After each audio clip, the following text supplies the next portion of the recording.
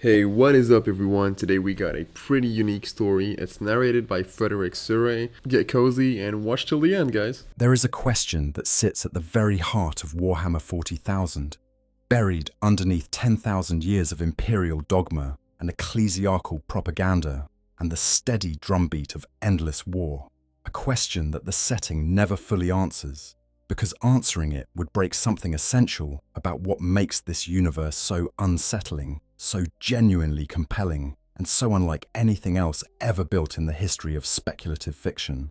The question is this: if the Chaos Gods can take a mortal being, flood them with the raw energy of the warp, strip away their humanity piece by piece, until what remains is something superhuman and eternal and terrible, or something that kills and corrupts and bends reality around itself through the sheer force of devotion to a dark power, if that process produces a demon prince, then what stops the Emperor of mankind from doing exactly the same thing?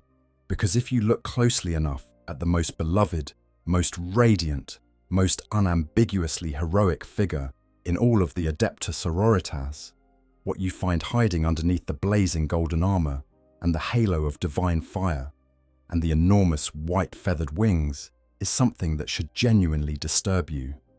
Something that the ecclesiarchy has spent considerable effort making sure you never look at too directly. Something that the Inquisition argues about in sealed chambers behind layers of classification codes that most people in the Imperium will never live to read. What you find, if you look past the devotional art and the cathedral windows and the hymns of the faithful, is a story about a woman who has died more times than she can count. A woman who wakes up in the most horrific realm imaginable every time the killing blow finally lands, surrounded by the nightmares of a universe's worth of dying souls, and has to fight her way out of it through pure, stubborn faith each and every single time. A woman who has been so thoroughly transformed by the power moving through her that she no longer requires air to breathe or food to eat, or any of the basic biological sustenance that keeps ordinary human beings alive. A woman who can fly on wings made of pure psychic faith, raise the dead, burn demon flesh with light that has no physical source, and survive being at the center of a nuclear detonation. A woman who is, by the most honest and careful reading of everything the lore gives us, the Emperor's answer to a demon prince. Her name is Celestine. She is called the Living Saint. She is one of the most important characters in all of Warhammer 40,000, and her story, when you follow it all the way down to where the light stops, is one of the most complicated and most moving and most unsettling things this setting has ever produced. Tonight, we are going to spend a very long time in her company. We are going to trace her story from the absolute beginning, from a mortal woman who died during the most catastrophic war in human history, before the Imperium was even finished being built, through her preservation in the warp, her rebirth, her second life as a penitent warrior, her miraculous transformation in a crypt that had not been opened in millennia. She had her centuries of war and death and rebirth, her purgatory in the Imperium, her return at humanity's darkest hour, and everything she has done since the galaxy cracked open and the Age of Darkness finally, fully arrived. We are going to look at every corner of her lore. We are going to turn it over slowly in the light, and we are going to ask the questions that the Imperium of Man would very much prefer you not think too hard about. Pull up something comfortable, settle in, put something warm in your hands, because this story goes very, very deep. Part 1. The mirror at the heart of everything. How the warp makes champions. To understand Celestine properly, you need to understand something fundamental about how power works in the universe of Warhammer 40,000. So you need to understand the mirror that sits at the center of the setting's entire cosmology, because without it, Celestine is just a very impressive woman with nice wings. With it, she becomes one of the most philosophically rich and genuinely disturbing characters in science fiction. The warp, also called the Immaterium, the Empyrean, the Sea of Souls, or simply the place where everything with a soul goes when it dreams and when it dies, is not a dimension of random chaos. Despite the name it has gathered, it is something far stranger and far more intimate than that.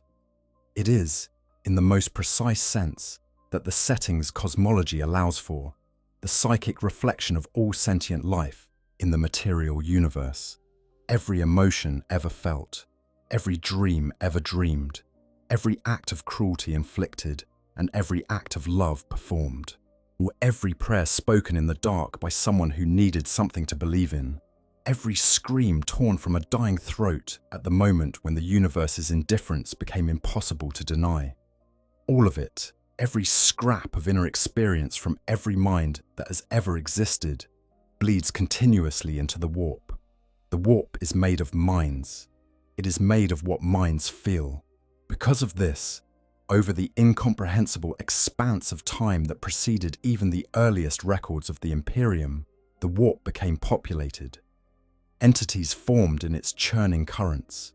They arose naturally, if anything in the warp can be said to arise naturally, from the collective emotional weather of entire civilizations broadcasting their inner experience into the immaterium over thousands upon thousands of years. They are not created beings in any traditional sense, but they did not begin as separate organisms that develop consciousness and desire. They are more like vortices that formed in the flow, concentrations of specific kinds of psychic energy that gathered enough coherence and intensity to become self-aware, self-directed, capable of desire and intent, and the active pursuit of their own interests. You know them as the Chaos Gods, though they did not always carry that name, and the name itself was given by the beings who feared them rather than chosen by the things themselves. Khorne, the blood god, who is war and martial pride, and the rage of battle, and the specific form of hate that comes from things that fight. He is fed by every soul that has ever exulted in violence, every moment of glory found in killing, every death in battle whether the victim prayed to him or not. He is old. He is vast. But the warp runs red in the currents that are his domain. Nurgle, the plague father, who is entropy and despair, and the strange comfort found in accepting inevitable decay. He is fed by every plague victim who found peace in surrendering to their illness, every civilization that stopped fighting its own collapse, every human heart that decided the darkness was simply too total to push back against. He is said to love his followers in a way that the other dark powers don't, though his love manifests as gifts of rot and disease that those followers may not entirely appreciate. Saint, the changer of ways, who is ambition and scheming and the obsessive, restless hunger for change and knowledge and the transformation of what exists into something else. He is fed by every plan ever laid, every secret kept, as every moment of intellectual pride in having understood something others hadn't. His domain is paradox and mutation and the dizzying complexity of a galaxy where every action has consequences none of the actors fully anticipated. Slaanesh, the youngest of them, born from the collapse of the ancient Eldari civilization, and still the most immediately dangerous in certain respects, who is excess and sensation, and the consuming need to feel more, always more, to push every experience past its limit until the experience itself is the only thing that remains of you. Slaanesh is fed by every form of extreme pleasure and extreme pain, by the pursuit of perfection taken past the point where it serves any purpose other than its own intensity. Each of these powers exists in a kind of symbiotic parasitism with mortal life. They need followers. Not just because followers perform tasks for them, but because they are, in a very real and not entirely metaphorical sense, sustained by the belief and devotion and emotional suffering of mortals. Worshippers don't simply serve the dark gods, they feed them. Every prayer screamed in Khorne's honor powers him. Every plague victim who surrenders to Nurgle's rot nourishes him. Every soul consumed by ambition beyond reason feeds Tzeentch. Every moment of excess and desire and wanting that can never be satisfied strengthens Slaanesh. They are made of the feelings they inspire, and the feelings they inspire make them stronger, which allows them to inspire more feelings, in an escalating cycle that has been running for longer than humanity has been a species. For the most devoted, most useful, most spectacularly committed mortal servants, as there is a final reward, a pinnacle of recognition that every serious follower of the dark powers understands exists and dreams of achieving: ascension to Demon Prince. This is what happens when a mortal who has spent their life, often a very long life, the kind measured in decades or centuries of warfare and corruption and service, finally earns the acknowledgement of their patron god in its fullest form. The god reaches into the substance of the warp and remakes them. The mortal flesh transforms, sometimes dramatically and sometimes more subtly, but always fundamentally. New capabilities manifest. The connection to the warp becomes not just the ability to draw on it, but a state of being partially within it. The mortality that once made them vulnerable becomes something more ambiguous. Also, Demon Prince, struck down in battle, does not die the way a mortal dies. They return to the warp. They endure whatever the warp puts them through in the time between manifestations, and they come back, again and again, until their patron god decides they have served their purpose, or the Demon Prince loses the will to survive the cycle. The thing that makes Demon Princes genuinely formidable, beyond the obvious physical power of their transformed state, is the specific combination of former mortality and new supernatural might. Greater demons, the largest and most powerful servants of the dark powers, beings like the bloodthirsters of Horn or the lords of change of Tzinch, are in some sense fragments of the chaos gods themselves. They are enormous and terrible and alien, whilst they are creatures of the warp wearing materiality like a costume, and the costume never quite fits. Their strength is immense, but their perspective is fundamentally inhuman. They lack the adaptability and cunning that comes from having once been a person with ordinary human concerns. A Demon Prince is different. They were once a mortal being. They once had names given to them by parents who loved them or feared them. They once had breakfast. They once navigated the specific social anxieties and petty frustrations and small joys of an ordinary life before the dark powers found them and the corruption began. That foundation of lived experience does not disappear when they ascend. It becomes weaponized. The former humanity is the clay from which something monstrous is shaped, and the specific contours of that clay, the particular fears and desires and obsessions that the mortal once carried, determine what kind of monstrous the result becomes. So much for the chaos gods. And now, here is where the mirror comes in. Here is the part that makes Celestine into something philosophically extraordinary rather than simply impressive. The Emperor of mankind, in the 41st millennium, is not the vibrant and active being he was during the Great Crusade. He sits on the Golden Throne, that machine of impossible complexity that was originally designed for a purpose entirely different from what it is now being used for, kept alive by the psychic death of 1,000 souls sacrificed to him every single day. He cannot speak. He cannot act directly in the material universe. What he may or may not still experience anything recognizable as consciousness. His body is, by every physical measure, a corpse that has not accepted its own death. But his power is still active. The Astronomicon, the psychic beacon that makes navigating the warp even remotely possible, still blazes from terror. His presence still suppresses demonic activity in regions near his physical location. And something, whether it is his direct will expressed through the thinning boundary between him and the warp, or the accumulated weight of 10,000 years of worship by trillions of human beings creating its own emergent phenomena in the Imperium, still reaches out occasionally and does things in the material universe. Things like living saints, because what the Emperor appears to do for his most devoted mortal servants, what his most extraordinary champions, is structurally identical to what the Chaos Gods do for theirs. He takes a mortal of exceptional devotion and ability. He floods them with warp energy specific to his domain, which is human faith, the collective devotion of trillions of people over millennia, the psychic resonance of every prayer ever addressed to the God Emperor of mankind. He transforms them into something that is part mortal and part warp entity. He gives them the capacity to die and return from death. He deploys them specifically when and where they are most needed. And the result is something that sits on the same level of raw power as the demon princes of the dark powers, capable of flying, capable of manifesting supernatural fire and light, capable of killing greater demons with the direct application of what it is, capable of resurrection.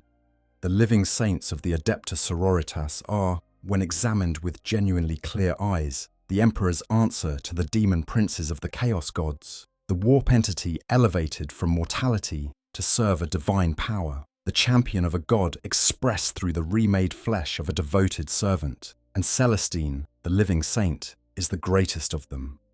The most powerful, the most ancient, the most thoroughly transformed.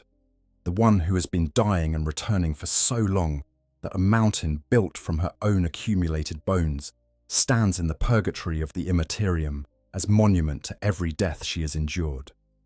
She is the demon that became a saint.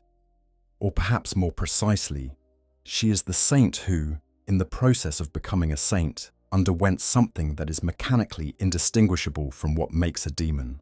What the difference lies not in the how, but in the what she carries within her, and in the direction that power is pointed. To understand what that means, why that distinction matters, and whether it is sufficient, we need to understand everything about her story, from the absolute beginning, and the beginning predates the Adepta Sororitas by several thousand years. It predates the Age of Apostasy, the War of Faith, the founding of the Orders Militant. It predates the bureaucratic Imperium we recognize from the main timeline of the setting. The beginning of Celestine's story happens during the most devastating event in human history, the Horus Heresy, when the sons of the Emperor turned their weapons on each other and humanity nearly ceased to exist. Up to Part 2, before the beginning, a soul on terror during the siege, the Horus Heresy is the defining trauma of the Warhammer 40,000 setting.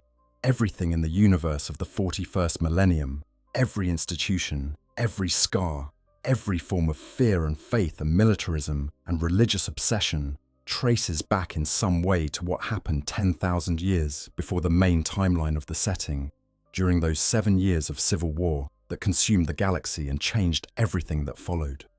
Horus Lupercal, the greatest of the 20 primarchs and the Emperor's appointed war master, was corrupted by the Chaos Gods and turned against his father. He was not simply deceived. The corruption ran deep and genuine, transforming him from the Emperor's closest son into the War Master of Chaos. It's a being who had been one of the most brilliant and beloved warriors in history, and was now the instrument of everything his father had spent his life opposing. Half of the Space Marine legions followed him into rebellion. Planetary governors and military commanders who had served the Imperium faithfully for decades sided with the traitors. The most nightmarish civil war humanity had ever seen consumed the galaxy. Worlds that had been brought into imperial compliance over centuries of careful effort burned in a handful of years. The Webway Project, the Emperor's masterwork, at his attempt to give humanity its own access to the interdimensional network that would have freed the species from dependence on the treacherous warp, was destroyed when Magnus the Red's ill-considered psychic intrusion tore open the doors the Emperor had spent decades sealing. The dream of a secular, rational Imperium built on human potential and scientific inquiry was consumed in the fires of Horus's betrayal, long before the betrayal was publicly known. And then Horus brought his forces to Terra itself. The siege of the Emperor's palace is the event that every lore-literate 40k fan knows at least the outline of: the final confrontation, the battle at the heart of humanity's homeworld, fought while the Emperor sat in his labyrinthine project beneath the Imperial Palace, and the Praetorian Rogel Dawn organized the most desperate defense in human history. Traitor legions, hundreds of thousands of space marines who had turned against everything they were created to protect, hammered the walls of the most fortified structure ever built. Chaos demons poured through breaches in reality wherever the warp bled through. The sky above Terra turned red and orange and black with fire and ash. Billions of people were on Terra during the siege. Most of them were non-combatants, civilians sheltering in bunkers and underhive warrens, and the basements of hab blocks, listening to the sounds of war coming from directions that had always seemed impossibly safe. They had lived on the throne world, the heart of the Imperium, which is the most defended place in the galaxy. The war was supposed to be something that happened elsewhere, in the outer reaches of space to other people on other worlds. And now it was here, overhead, and the bombs were falling, and the void shields were strained, and no one could say with certainty that the walls would hold. Among those billions, among all those ordinary people trying to survive the worst thing that had ever happened to their world, was a young woman whose name the records do not preserve. The novel Celestine, The Living Saint, written by Andy Clark and published as part of the Black Library range, contains the first and so far only deep exploration of Celestine's prehistory, and it places her on Terra during the Horus Heresy. What the text implies, through careful suggestion rather than direct statement, is that she was more than simply a survivor of the siege. She received something, a mission, a purpose, a connection to the Emperor's will expressed in some form that predated his current state of godhood, from someone who is strongly implied to be the Emperor himself. Before the bombardment, before the worst of the fighting reached wherever she was sheltering, what that mission was, the text does not fully specify. That is a deliberate choice, because the mystery of what the Emperor told her, of what purpose she was assigned before she was killed, is part of the larger mystery of what Celestine actually is. If the mission was spelled out clearly, it would reduce her to an instrument of a plan. The ambiguity preserves the possibility that she is something more than that, a soul the Emperor recognized as special and reached for, and not because he needed a specific task performed, but because what she was, at the fundamental level of her being, resonated with something in his vision for humanity. She died during the orbital bombardment of Terra. The traitor fleet's weapons fell on the cradle of humanity, and somewhere in the fire and the ruin, and the billions of screaming voices swallowed by catastrophe, this particular life ended. She was simply one of billions of casualties of a war so enormous that the individual scale of suffering became almost impossible to comprehend. But she did not cease to be. The warp is not a restful place for most of the souls that enter it. The chaos gods and the entities they command are perpetually hungry, and the deaths of billions of mortal beings in a single planetary siege represent an extraordinary feast. Most souls that pass through the veil between materium and immaterium are simply consumed, dissolved, broken down into the raw psychic energy from which the warp's entities sustain themselves. The specific memories, the personality, the irreplaceable, singular experience of having been a particular person with a particular life, all of it gone, recycled into the churning currents of a hostile dimension. For this particular soul, however, something different happened.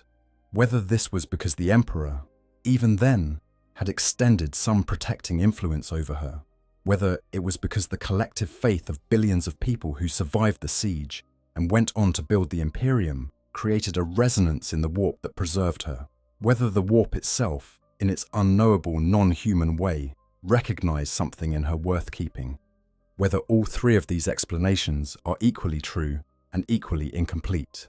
The law does not specify. The law deliberately does not specify.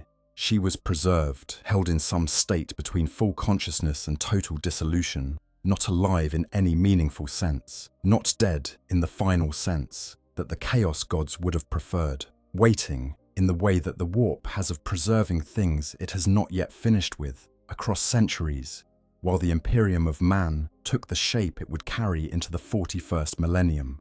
And eventually, she was reborn, not with memory of who she had been, not with the mission from the Emperor still clear in her mind, not with any conscious awareness of the 1,000-year gap between her death and her rebirth.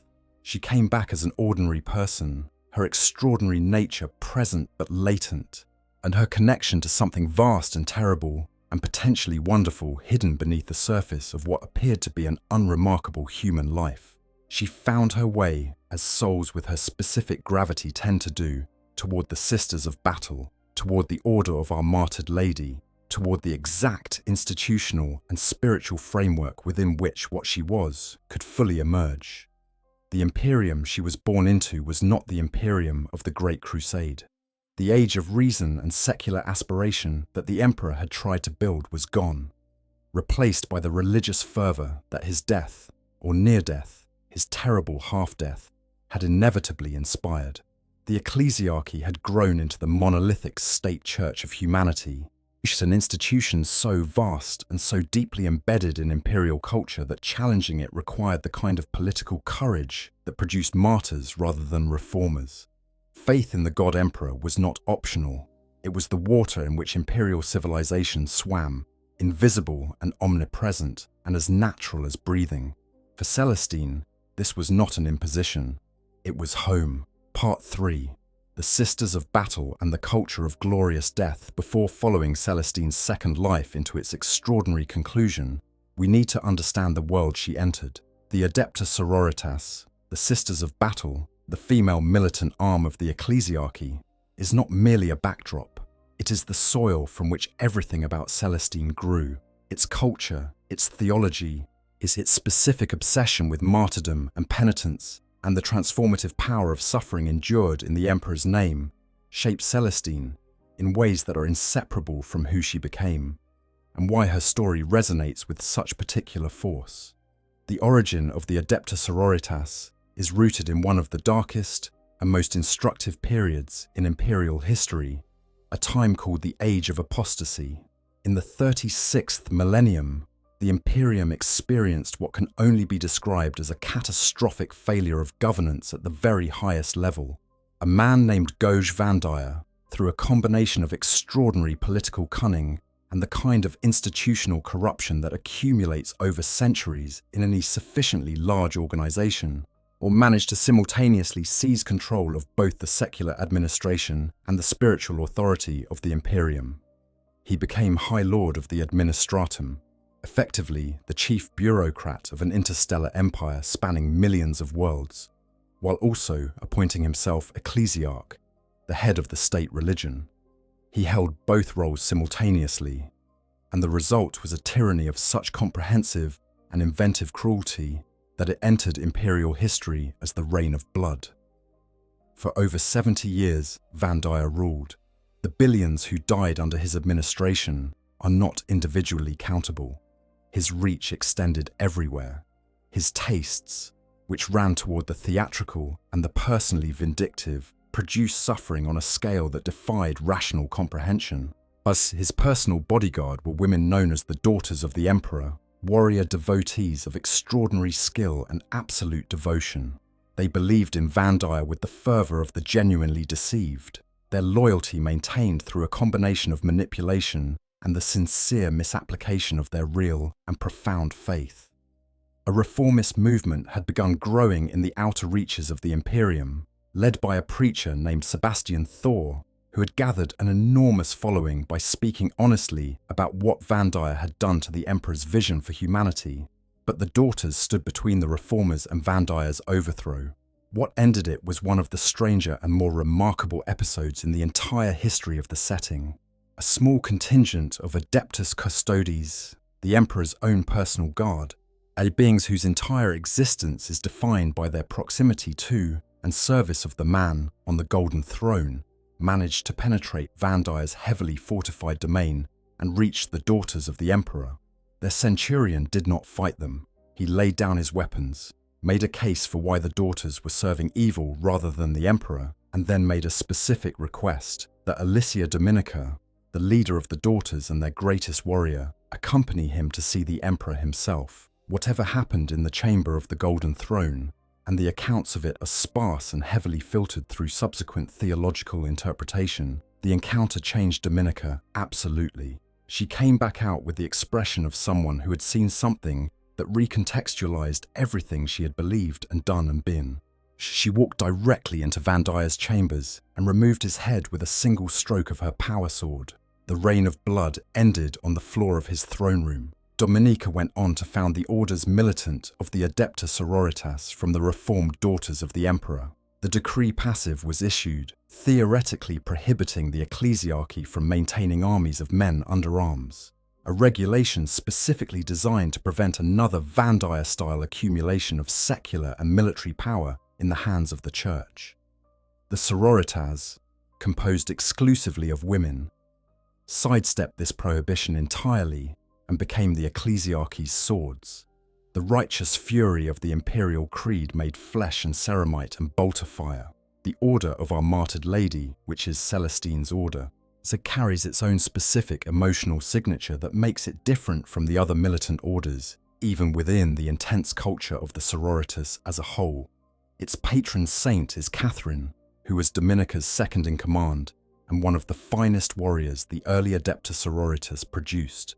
The order was originally named the Order of the Fiery Heart, in reference to Catherine's fierce and uncompromising nature.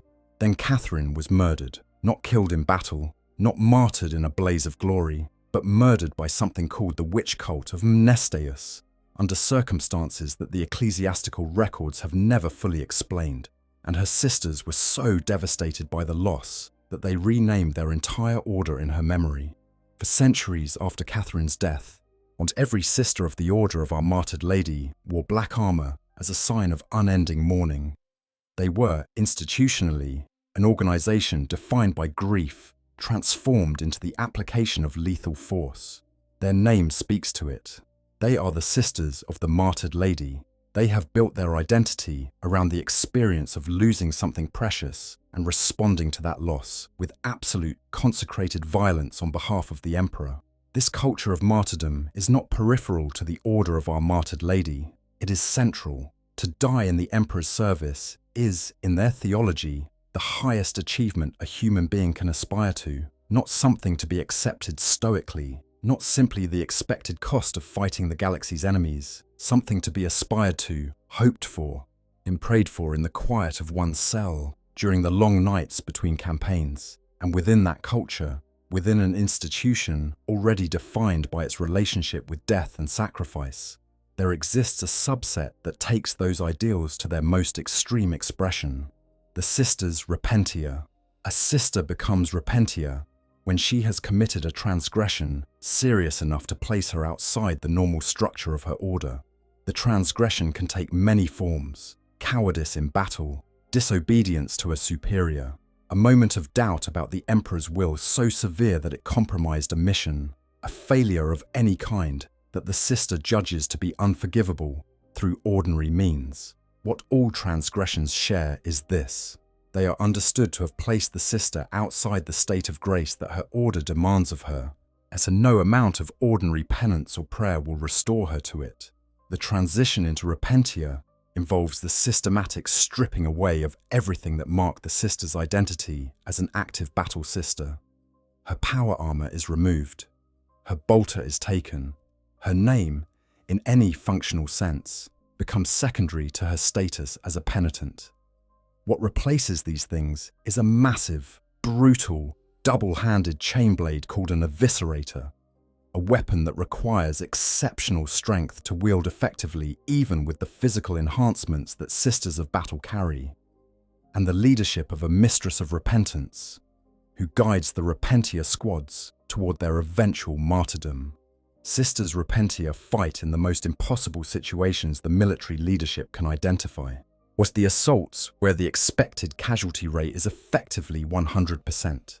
The charges against fortifications that armoured Space Marine assault squads would find costly. The desperate last stands where bodies absorb fire while the real forces manoeuvre around them. The Repentia throw themselves at these situations not with reluctance, but with something that observers consistently describe as joy.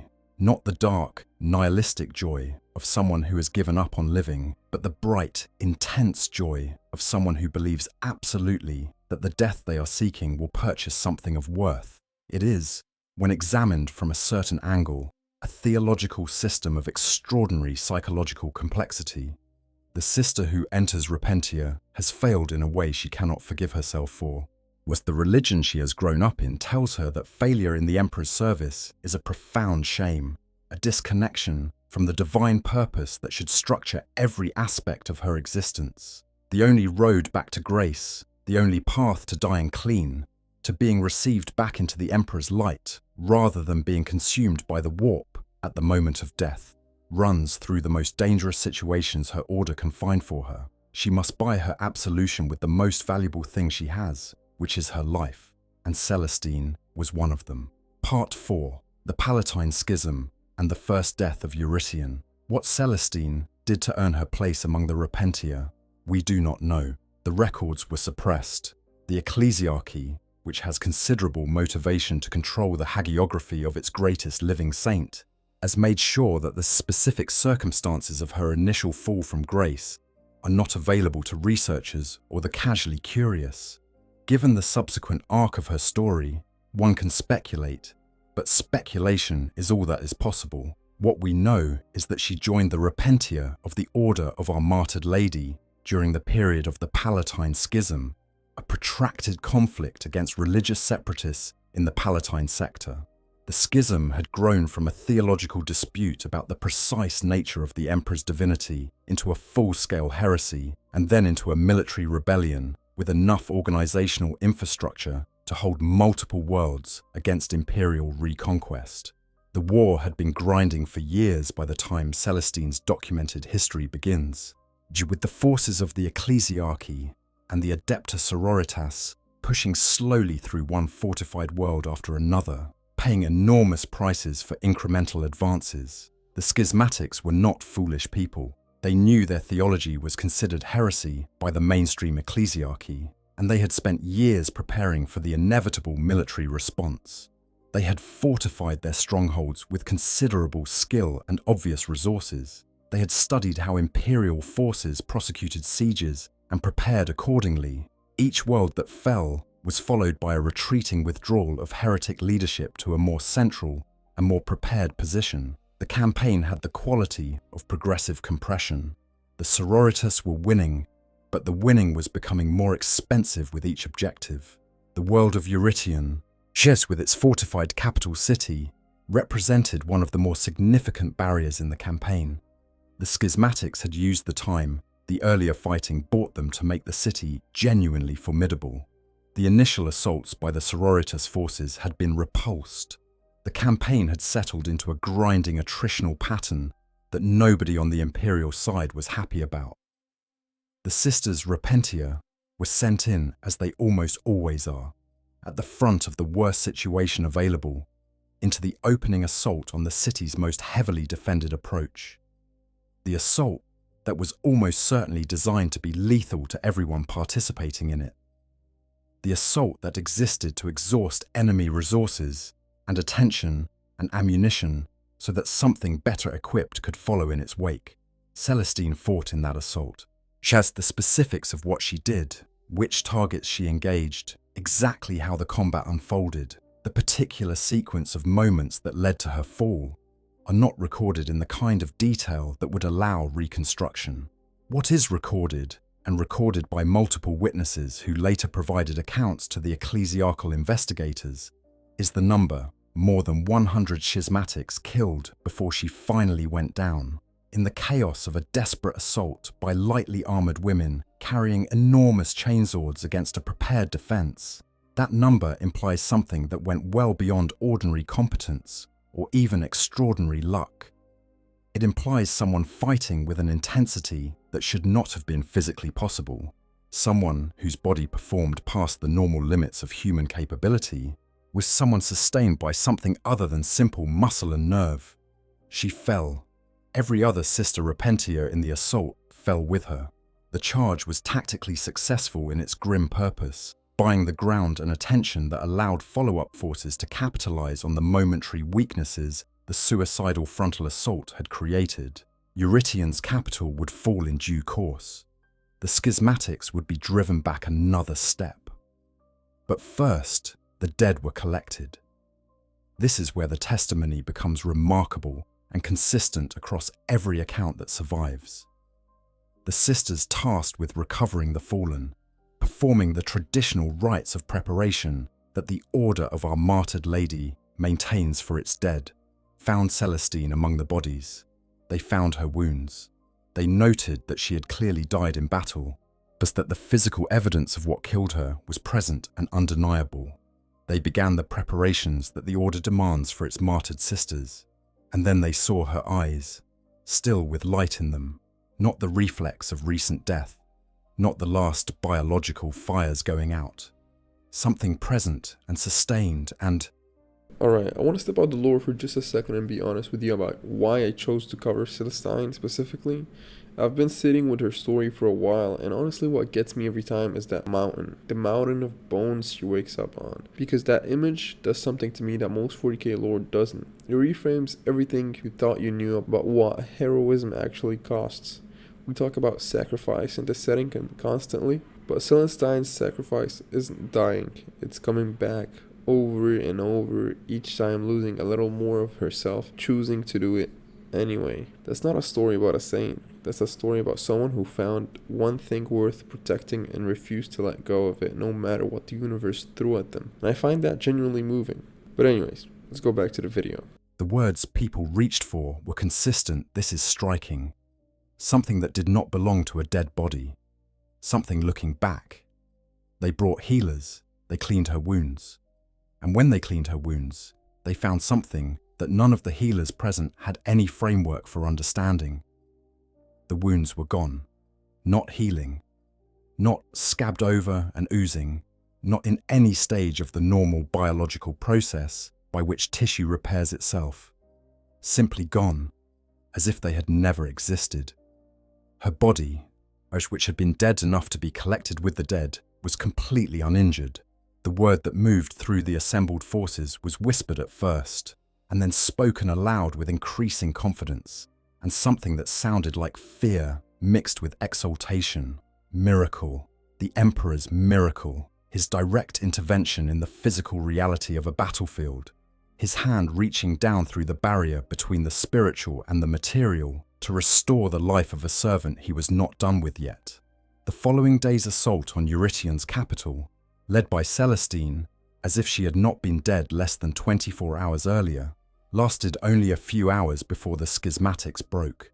The force that she exerted on the battle, not just the physical force of a very capable warrior, but the psychological and spiritual force of her presence, was of what she represented to every Imperial soldier fighting alongside her, was something that defied the normal logic of military analysis. In the aftermath, the campaign changed. Celestine was not simply a Sister Repentia who had survived improbably well. She was something else now, something that the ecclesiastical officials attached to the crusade recognized and had a specific theological vocabulary for. The question of exactly which category she belonged to, exactly what the proper institutional response to her presence should be, would take months to fully resolve. But there was no doubt, among anyone who had been on Eurytion, that something extraordinary had happened, and that it was connected in some essential way to this particular woman. She became the figurehead of what history now calls the Palatine Crusade. Lord Militant Ansgar, who commanded the overall campaign, was not an unusually religious man. Military commanders rarely are. But he understood morale, and he understood how forces fight when they believe something transcendent is fighting alongside them.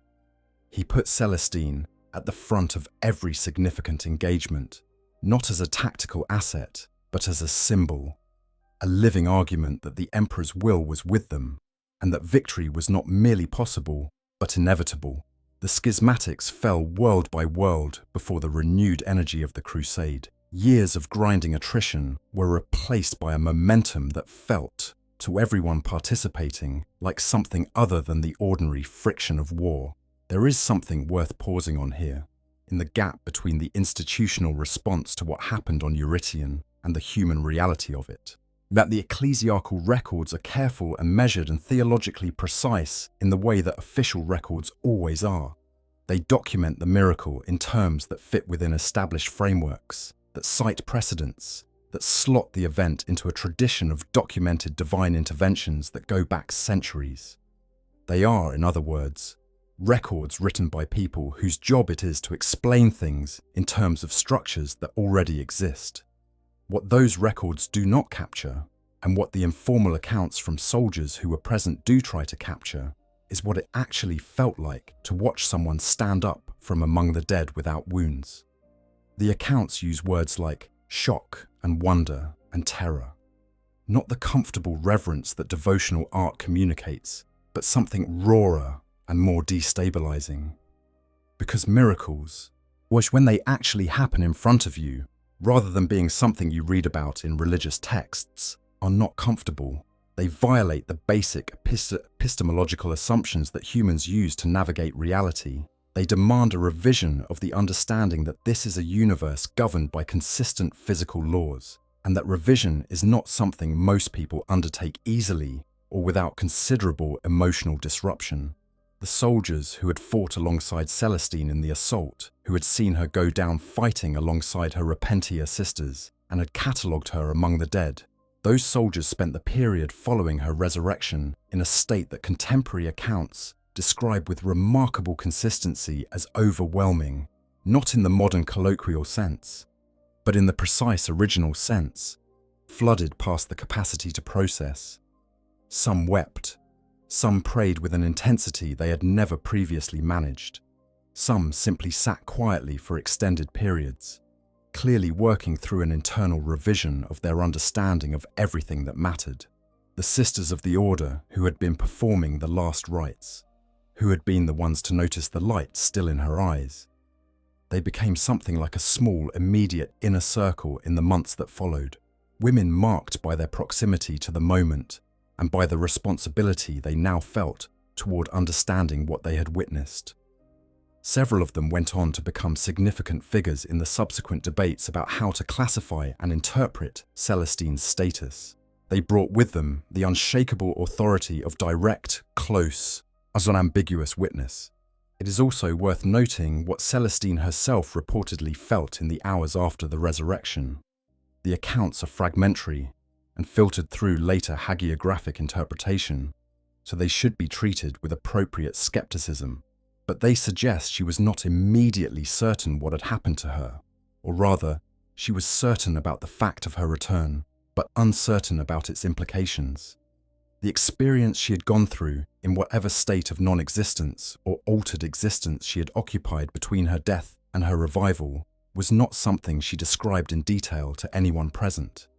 She spoke of it obliquely, in fragments, in terms that suggested the experience had been significant, but that she lacked the vocabulary to convey what it had actually been. This is, in retrospect, consistent with what Andy Clark's novel would eventually reveal about the nature of her purgatory, an experience genuinely difficult to translate into terms that a person who had not undergone it would be able to fully comprehend. The schismatics fell world by world, and then Celestine did something that no military commander would have chosen. She pulled the crusade off its course to victory and pointed it at a backwater world called Sanctus Lis. Part 5, the Crypt of St. Catherine and the making of a Saint Sanctus Lis was, by any conventional military assessment, irrelevant. It was not a stronghold of the schismatics. It held no strategic value, no significant population, no infrastructure worth capturing. It was a small, moderately populated world that had been part of the Palatine sector for centuries without distinguishing itself in any direction.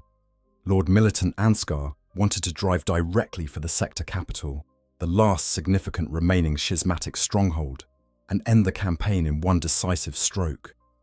Celestine refused, or rather, Celestine explained with the quiet certainty of someone reporting an objective fact, rather than expressing a preference that the Emperor wanted them to go to Sanctus Lis first. The crusade would go there before the final push on the capital. The look on her face when she said this is described consistently across the accounts that survive. It was not the expression of someone making an argument or asking for something. It was the expression of someone conveying information.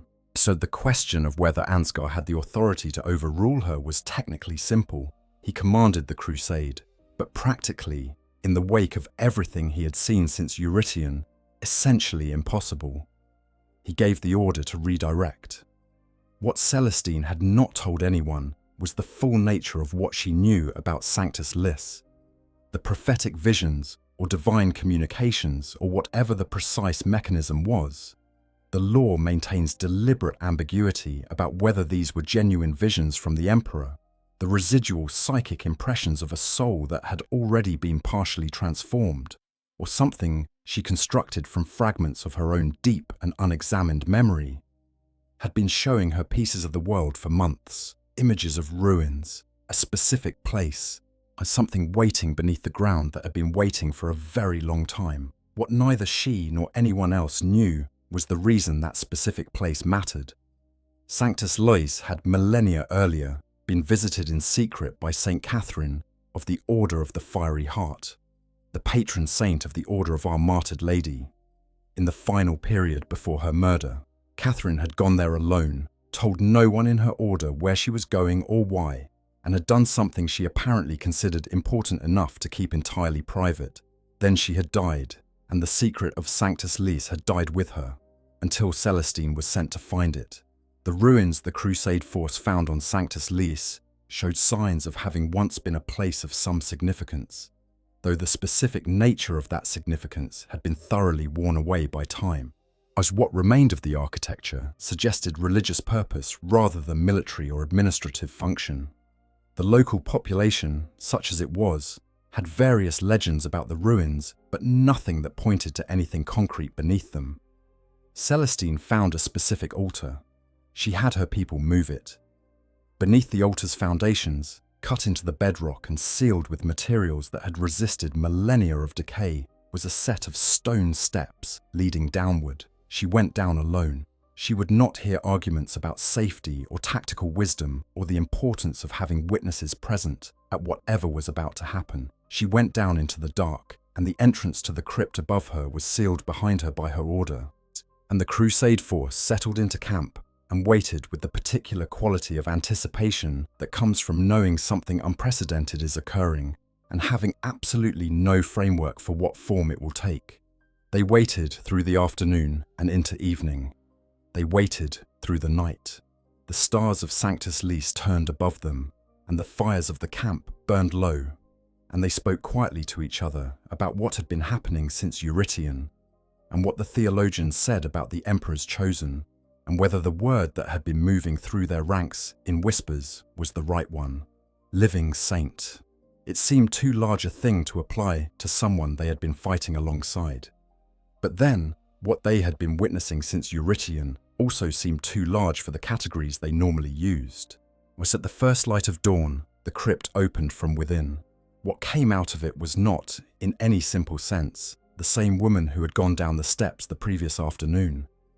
The accounts of those present reach for language and find it insufficient. The column of radiance that surrounded her as she emerged had no physical source that anyone present could identify.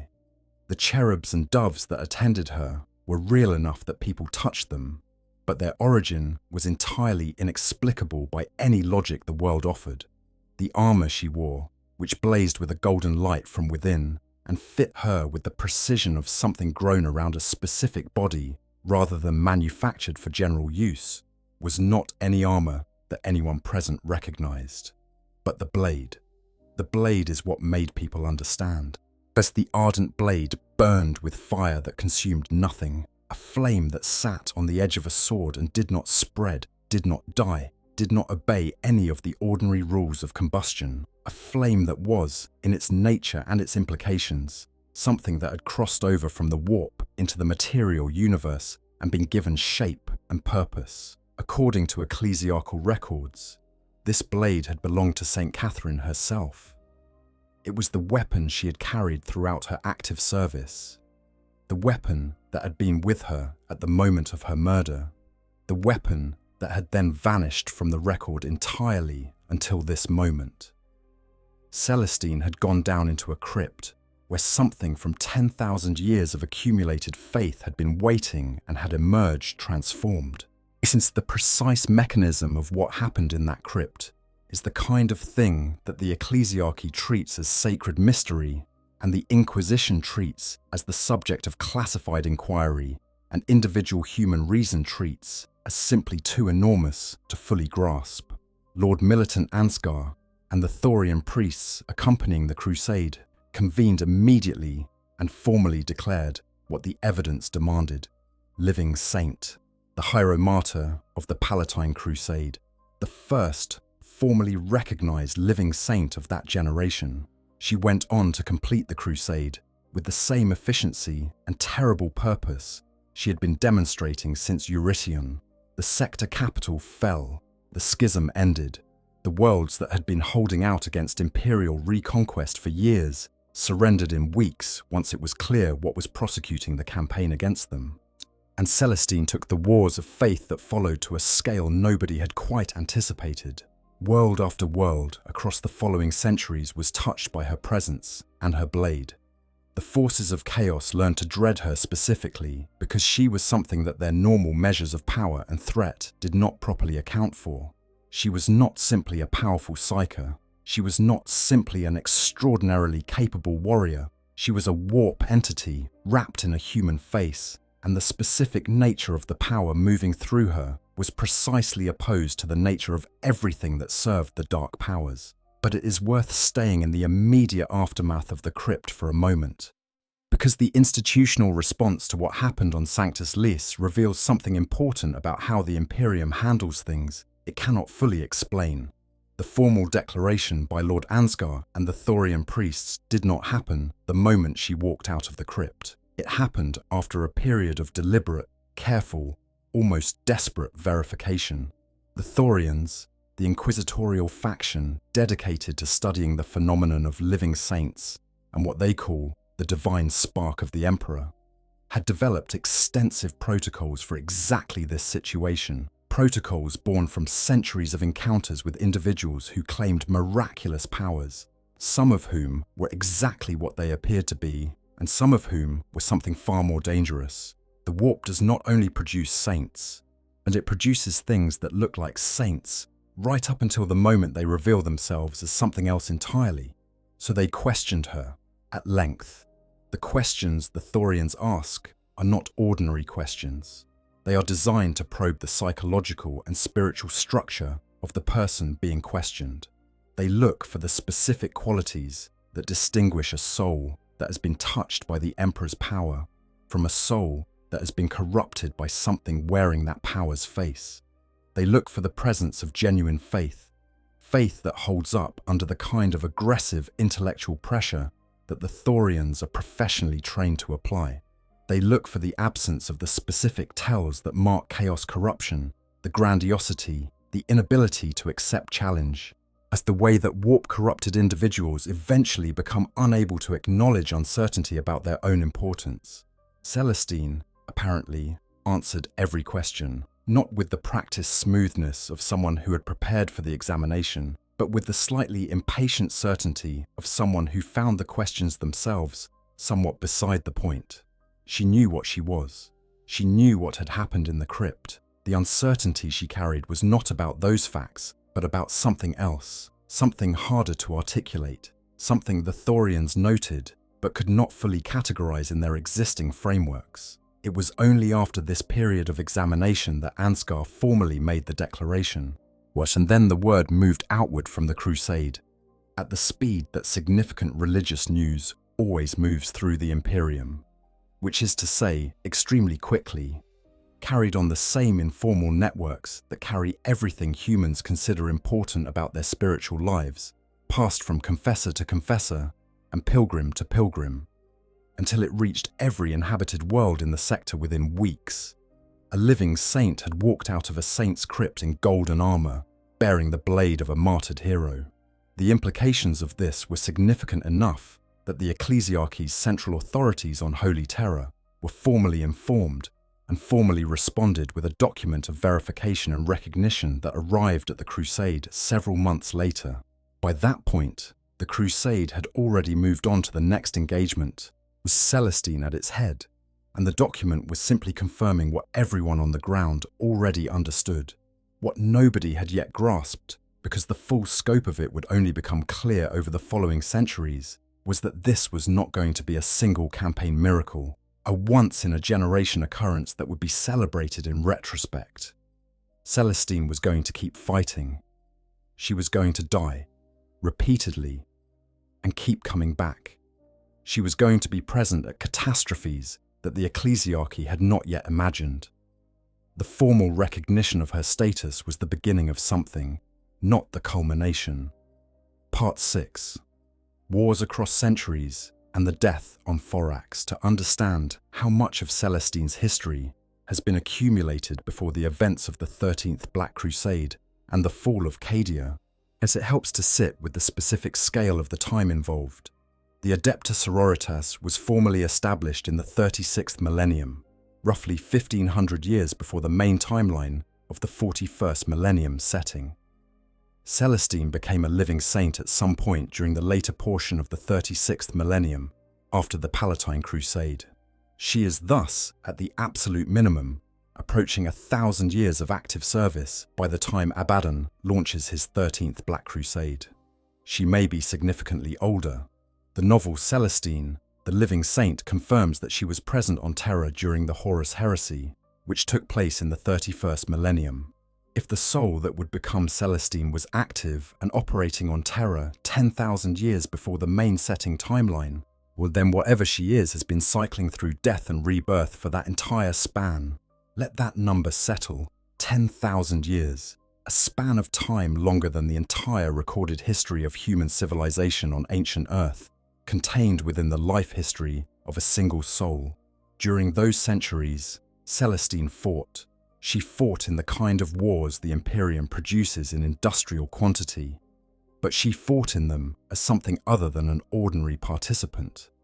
She had an uncanny tendency to appear at the moments when Imperial forces were most desperately overmatched, turning battles that should have been catastrophic defeats into something else. She had a specific aptitude for killing the most powerful entities the forces of chaos could field against her. The demon princes, those elevated former mortals who represent the pinnacle of what the chaos gods can make of a human being, fell to her repeatedly across the centuries of her documented history. One engagement stands out for the particular clarity it gives to what she is capable of. In the year 980 of the 41st millennium, a conflict called the Promethean War was being fought on a cardinal world named Palatine, the Order of the Ebon Chalice, one of the original orders militant founded by Alicia Dominica herself, had been deployed alongside the Salamander's Space Marines, warriors bred and trained for exactly this kind of brutal close-quarters urban combat, against forces of the Black Legion, the greatest and most directly dangerous of all the Chaos Space Marine warbands. The Black Legion is the direct successor to the Sons of Horus, formed the personal legion of Horus Lupercal himself, now organized around the Warmaster of Chaos Abaddon the Despoiler. To face the Black Legion in force is among the most severe tests that the Imperium can apply to any military unit. The campaign on Palatine had turned decisively against the Imperial forces. The Black Legion element commanding the Chaos forces was the demon prince Lord Gralastix, and he had deployed his most devastating weapon. Squads of possessed Chaos Space Marines. The possessed are something that requires a moment of explanation, because their nature is relevant to understanding what happens next. They are Space Marines whose bodies have been voluntarily or forcibly opened to Chaos corruption, as their flesh serving as vessels for demonic entities that have merged with the physical form of the Marine to produce something that combines a superhuman body with the nature and capabilities of a warp entity. They are fast and incredibly strong, and essentially immune to most of the things that would slow down an ordinary Space Marine. They are nightmares in ceramite. The combined force of Salamanders and Ebon Chalice was being pushed back. Their positions were not sustainable. The tide of possessed tore through formations that had been confidently holding minutes earlier. It was, by every tactical metric available, becoming a defeat. And then Celestine arrived. The accounts describe her arrival consistently as sudden and overwhelming, not in the way that an airstrike is sudden and overwhelming, but in the way that something fundamental about the emotional atmosphere of the battle changed in the moment she appeared. Soldiers who had been fighting in the specific psychological state of people who know they are probably going to die report uniformly that the feeling changed before they could even clearly see what had arrived, as if the presence of what she is produced effects that preceded her physical appearance on the battlefield. She did not engage the possessed marines in the cautious, methodical way that the tactical situation might have suggested. She carved a path directly through the center of the worst of the fighting, through the mass of creatures that had been systematically destroying armored space marines, toward the source, toward Gralastics. It's a demon prince is not a target that a single warrior, however capable, can reasonably be expected to engage in single combat and survive. A demon prince is an entity elevated from mortality by divine power, enormously strong and fast and resilient, capable of expressing the will of a chaos god directly in the material world, drawing on the warp in real time during combat. Engaging one in direct melee is among the most dangerous things a being of any kind can attempt. Celestine put her blade through his heart. The demon prince died. The Chaos Forces, abruptly deprived of their commanding intelligence and their primary source of morale and momentum, broke. The battle that had been a defeat became a rout, and then, when the fighting was over, Celestine was simply gone. No dramatic departure, no moment of recognition or commemoration. She had appeared when she was needed, done what she was needed for, and vanished back into whatever state the living saint exists in between manifestations. This pattern, appearance at moments of maximum desperation, resolution of the crisis, disappearance, repeated throughout her history with enough consistency to appear institutional rather than coincidental.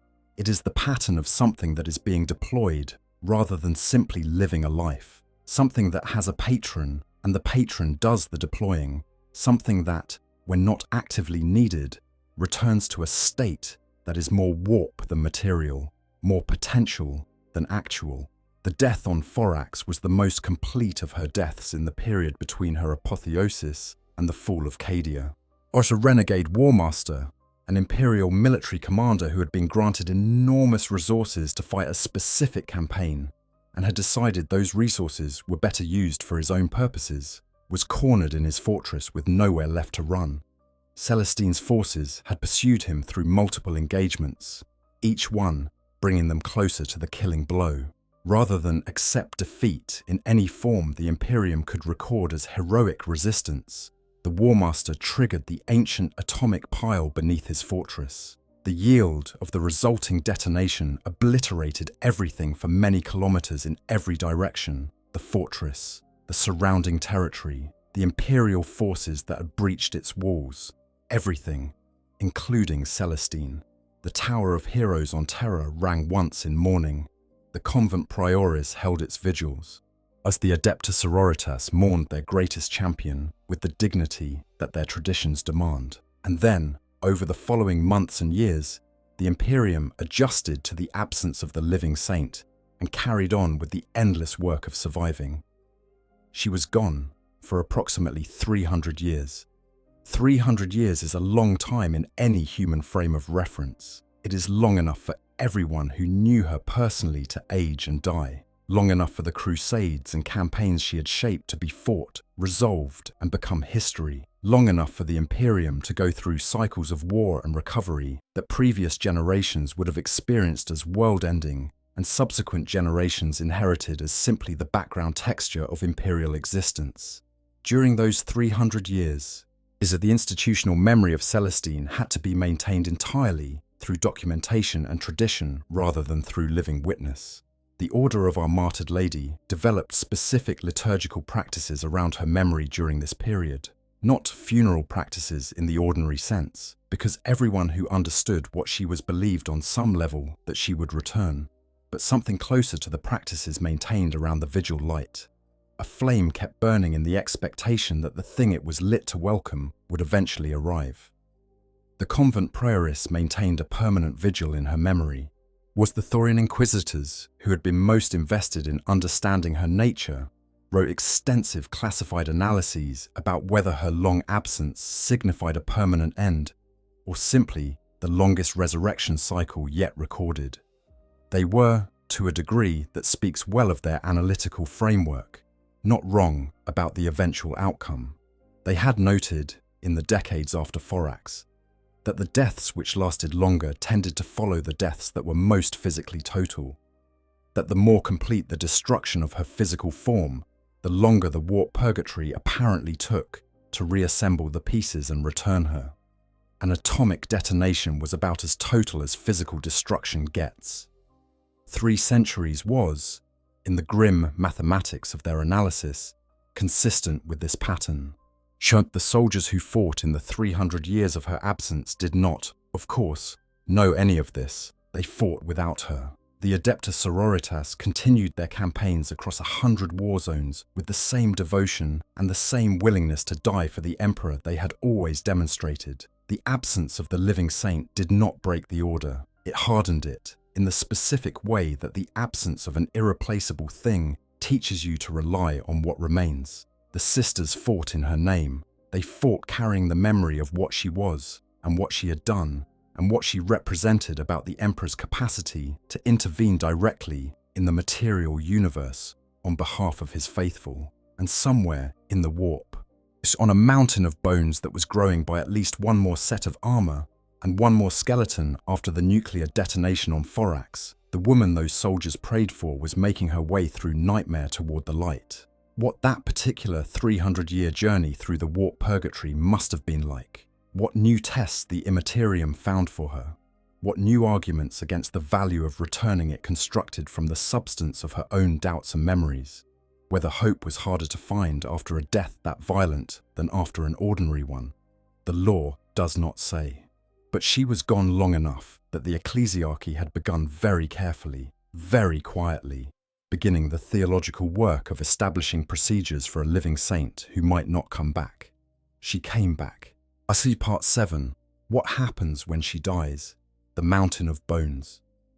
This is the section of the story that changes everything. This is where the comfortable hagiography of the living saint meets the genuinely disturbing mechanics of what she actually is.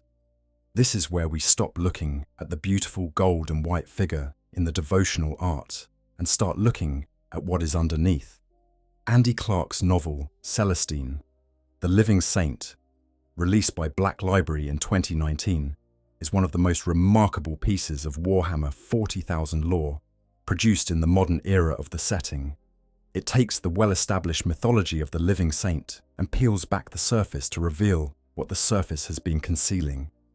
It is not a comfortable read for anyone who thinks of Celestine in simple terms, and it is an extraordinary piece of writing that earns its place among the best things Black Library has published. The question Clark set out to answer is the one that any thoughtful person who reads Celestine's lore eventually has to ask. She dies repeatedly. Everyone knows she dies repeatedly. The Tower of Heroes has rung for her more than once. Her enemies have killed her and been surprised when she returned. The game mechanics even represent this with a special rule that allows her to come back within a battle. But what actually happens? What is the experience from the inside of being Celestine in the moment after death and the moments before the next life begins? The answer the novel gives is deeply, carefully, purposefully horrifying.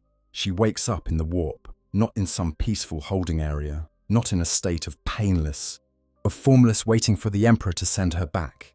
In the warp, the actual Imperium, the realm of nightmare and unreality that navigators spend their entire careers trying to pass through as quickly as possible, that guard regiments are warned will consume their souls if they are caught in it unprepared, that the most hardened warriors in the Imperium regard with a fear that is entirely rational and entirely justified.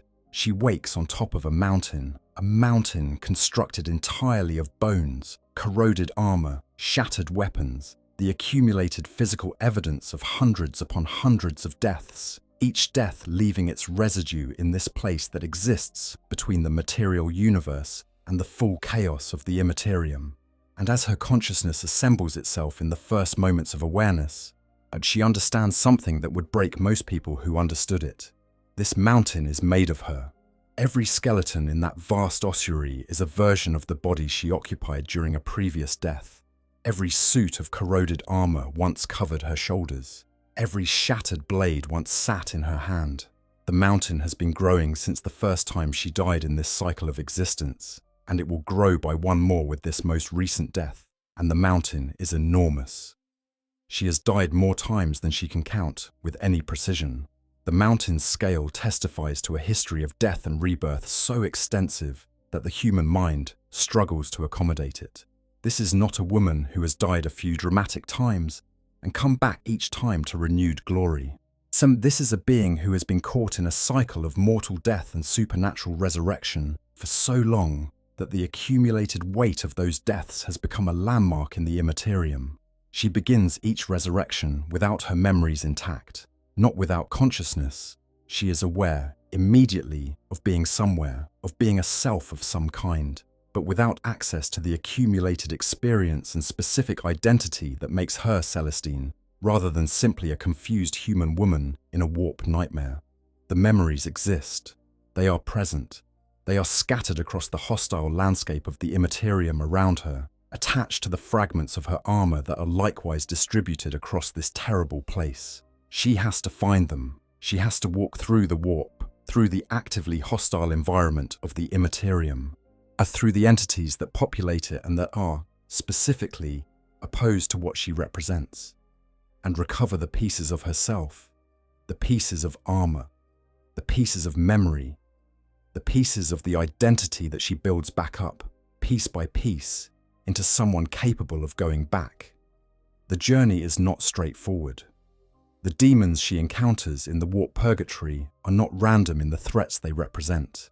They are tailored, in the way that the warp tailors itself to the specific psychic signature of whoever is traveling through it, to the specific vulnerabilities and doubts that Celestine carries. They attack what she is. They attack her faith. They attack her purpose. They whisper that the service she is returning to is meaningless, that the power she serves does not deserve her devotion, and that the things she fights for have already been lost or were never worth fighting for. They try to make her doubt enough that she stops climbing, stops recovering herself, stops choosing to come back. 3 figures appear in the novel's account of this process. 3 figures that the text presents as aspects of Celestine's own soul that she must encounter and incorporate on her journey back to wholeness. The first is faith, the second is duty, and the third, the one that matters most, the one that is the most fragile and the most important, is hope. Faith and duty present as strong figures. They are the aspects of her character that have been tested most thoroughly and most consistently across the centuries of her service. Faith in the Emperor's purpose, in the rightness of what she is and what she does.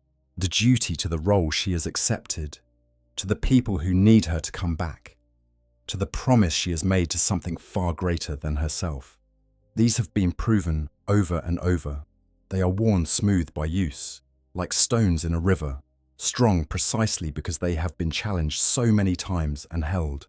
Hope is a young girl, small, uncertain, holding on to something that she cannot fully articulate but will not surrender. Hope is the part of Celestine that believes, against all the evidence of her accumulated deaths, that the cycle will someday end, that somewhere beyond the endless pattern of death and war and resurrection, there is something else, a place where she can simply be, without the mission and the blade and the warp pulling at her. A peace that is not the peace of simply stopping, the way a broken machine stops, but the peace of being finished in the way a completed work is finished. The deal that terminates each resurrection cycle is described as a negotiation, not an automatic process, not simply the Emperor's will reaching out and pulling her back like a puppet on a string. She makes a choice. She chooses to reassemble herself. She chooses to face the final trial. She chooses to go back. And in exchange for choosing, in exchange for one more round of dying and fighting and losing pieces of herself and coming back to do it again, she asks for something: the safety of hope, the preservation of that small, fragile girl who represents her capacity to believe that rest is possible and real, and coming eventually. The fact that she has to ask for this, the fact that it is presented as something that requires negotiation, as is the fact that keeping hope safe is the price she extracts for her continued service, rather than something that is simply given to her as a matter of course. All of this is doing a great deal of work in terms of what the novel is actually saying about the Emperor's relationship to his greatest champion. She is not simply blessed, She is in a bargain, a difficult, costly, ongoing bargain with a power that needs her as badly as she needs it. This is, again, precisely the structure of the relationship between demon princes and their patron gods. The Chaos gods need their champions. Their champions need the power the Chaos gods can provide.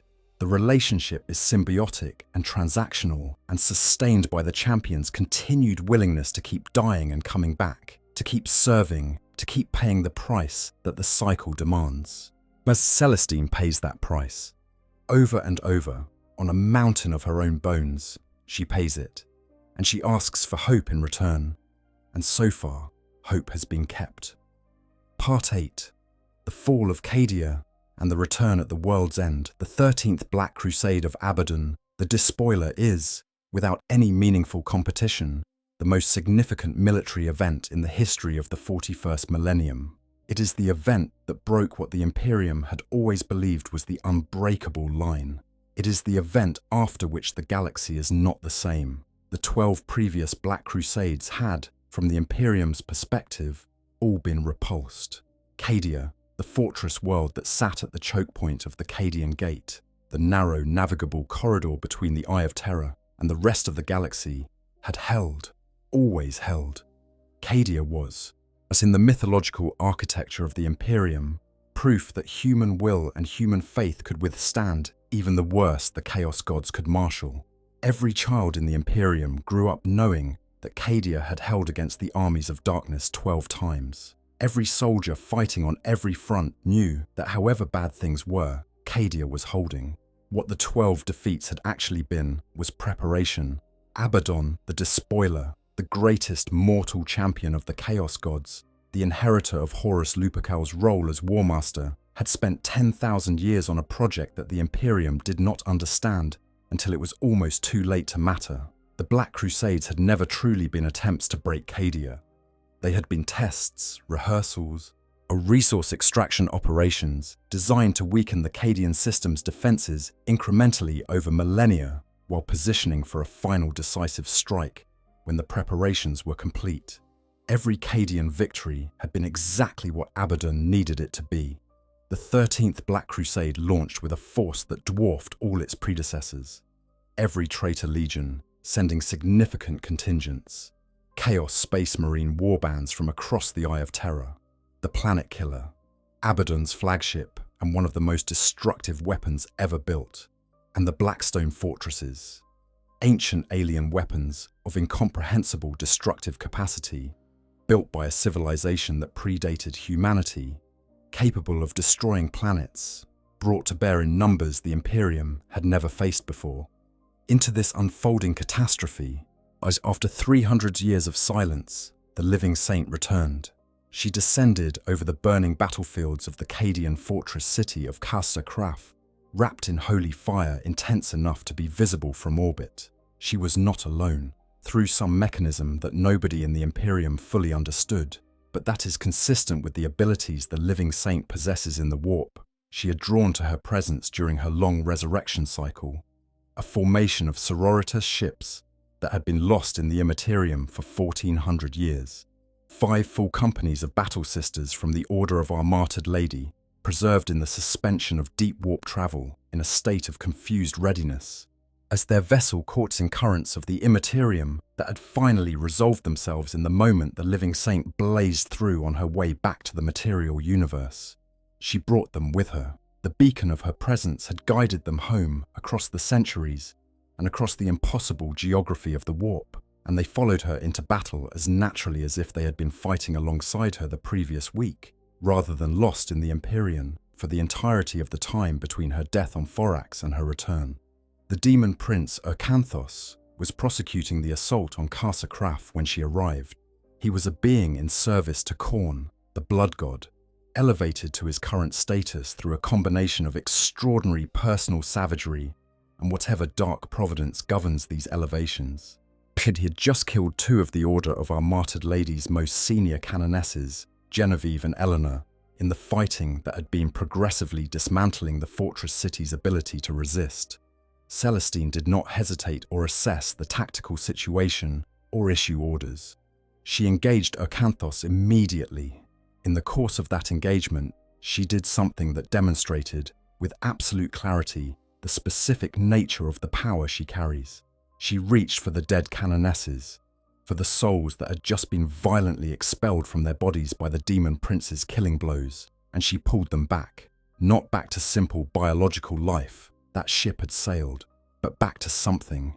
Pushed them back to a state of presence and capability and willingness to continue fighting that was fueled by the same mechanism that powers Celestine herself. The collective faith of the Imperium, the accumulated devotion of billions, expressed through Celestine as a focal point and channeled into the restoration of two women who had just died in its service. These were Genevieve and Eleanor, who became the Gemini Superior, the twin champions and honor guard of the living saint. They fought alongside her for the rest of the Cadian campaign in armor that blazed with its own light, wielding weapons in the same spirit that animated their patron, capable of dying themselves and being brought back by the same mechanism that keeps Celestine returning. They are, in the most precise sense, lesser reflections of what Celestine is, minor living saints. As you might say, elevated by proximity to the greater, the Emperor's version of whatever hierarchy the Chaos Gods maintain among their servants. They destroyed Acanthos together. His broken form was thrown from the walls of Casa Kraf in a gesture that was simultaneously tactically meaningless and psychologically devastating to the chaos forces below. Celestine spent the following weeks of the Cadian campaign doing what she does in those situations: fighting, leading, inspiring, killing the things that most need killing, receiving prophetic visions that shaped the decisions the Imperial commanders made. The visions were particularly insistent during this campaign, was showing her pieces of what was coming with a frequency and clarity that suggested the Emperor, or whatever moves through the warp in the shape of the Emperor's will, understood that this crisis was different from all the ones before it, that something was ending and something was beginning, and that she needed to be pointing in the right direction when it happened. Belisarius Call, a 10,000-year-old archmagos of the Adeptus Mechanicus who had been working on a secret project since the Horus Heresy, activated the ancient network of Cadian pylons.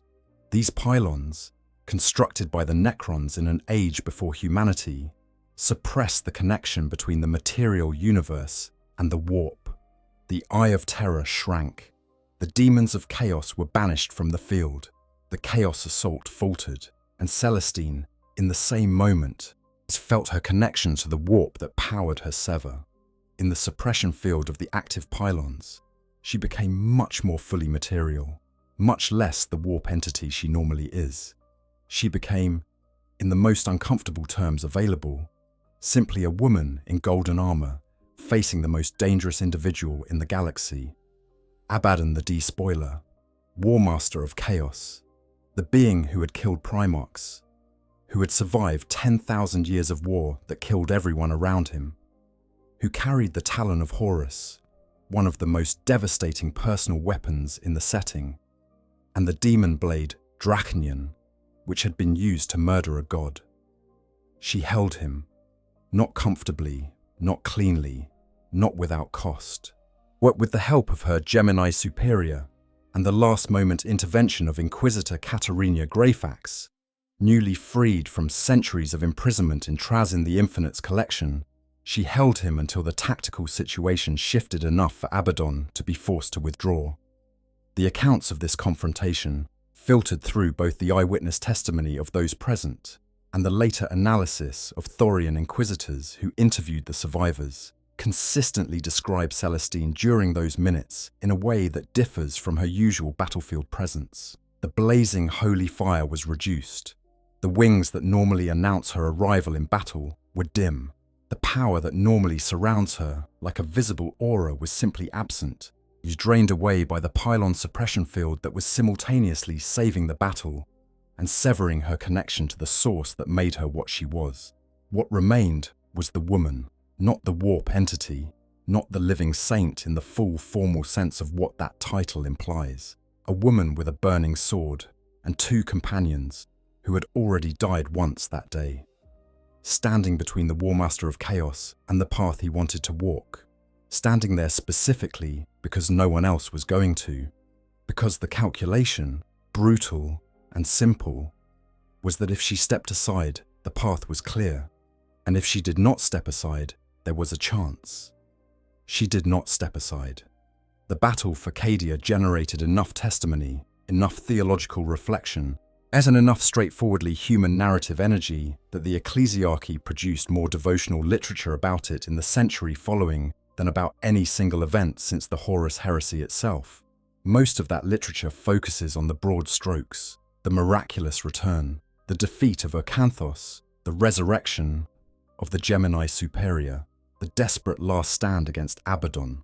What the literature focuses on less, because it is harder to fit into devotional frameworks, is the fact that she held him while running on empty, that the most important stand she made during the most important battle of the 41st millennium was made in a state where the divine power that defines her existence had been stripped away, that the woman who had died on Thorax 3 centuries earlier and climbed her way back out of the warp purgatory was, as in the critical moment, relying on something that predated the mechanism of her sainthood, something that was in her before the crypts and the blades and the wings and the mountain of bones, something that was in her when she was just a young woman on Terra who had been given a purpose and killed before she could achieve it.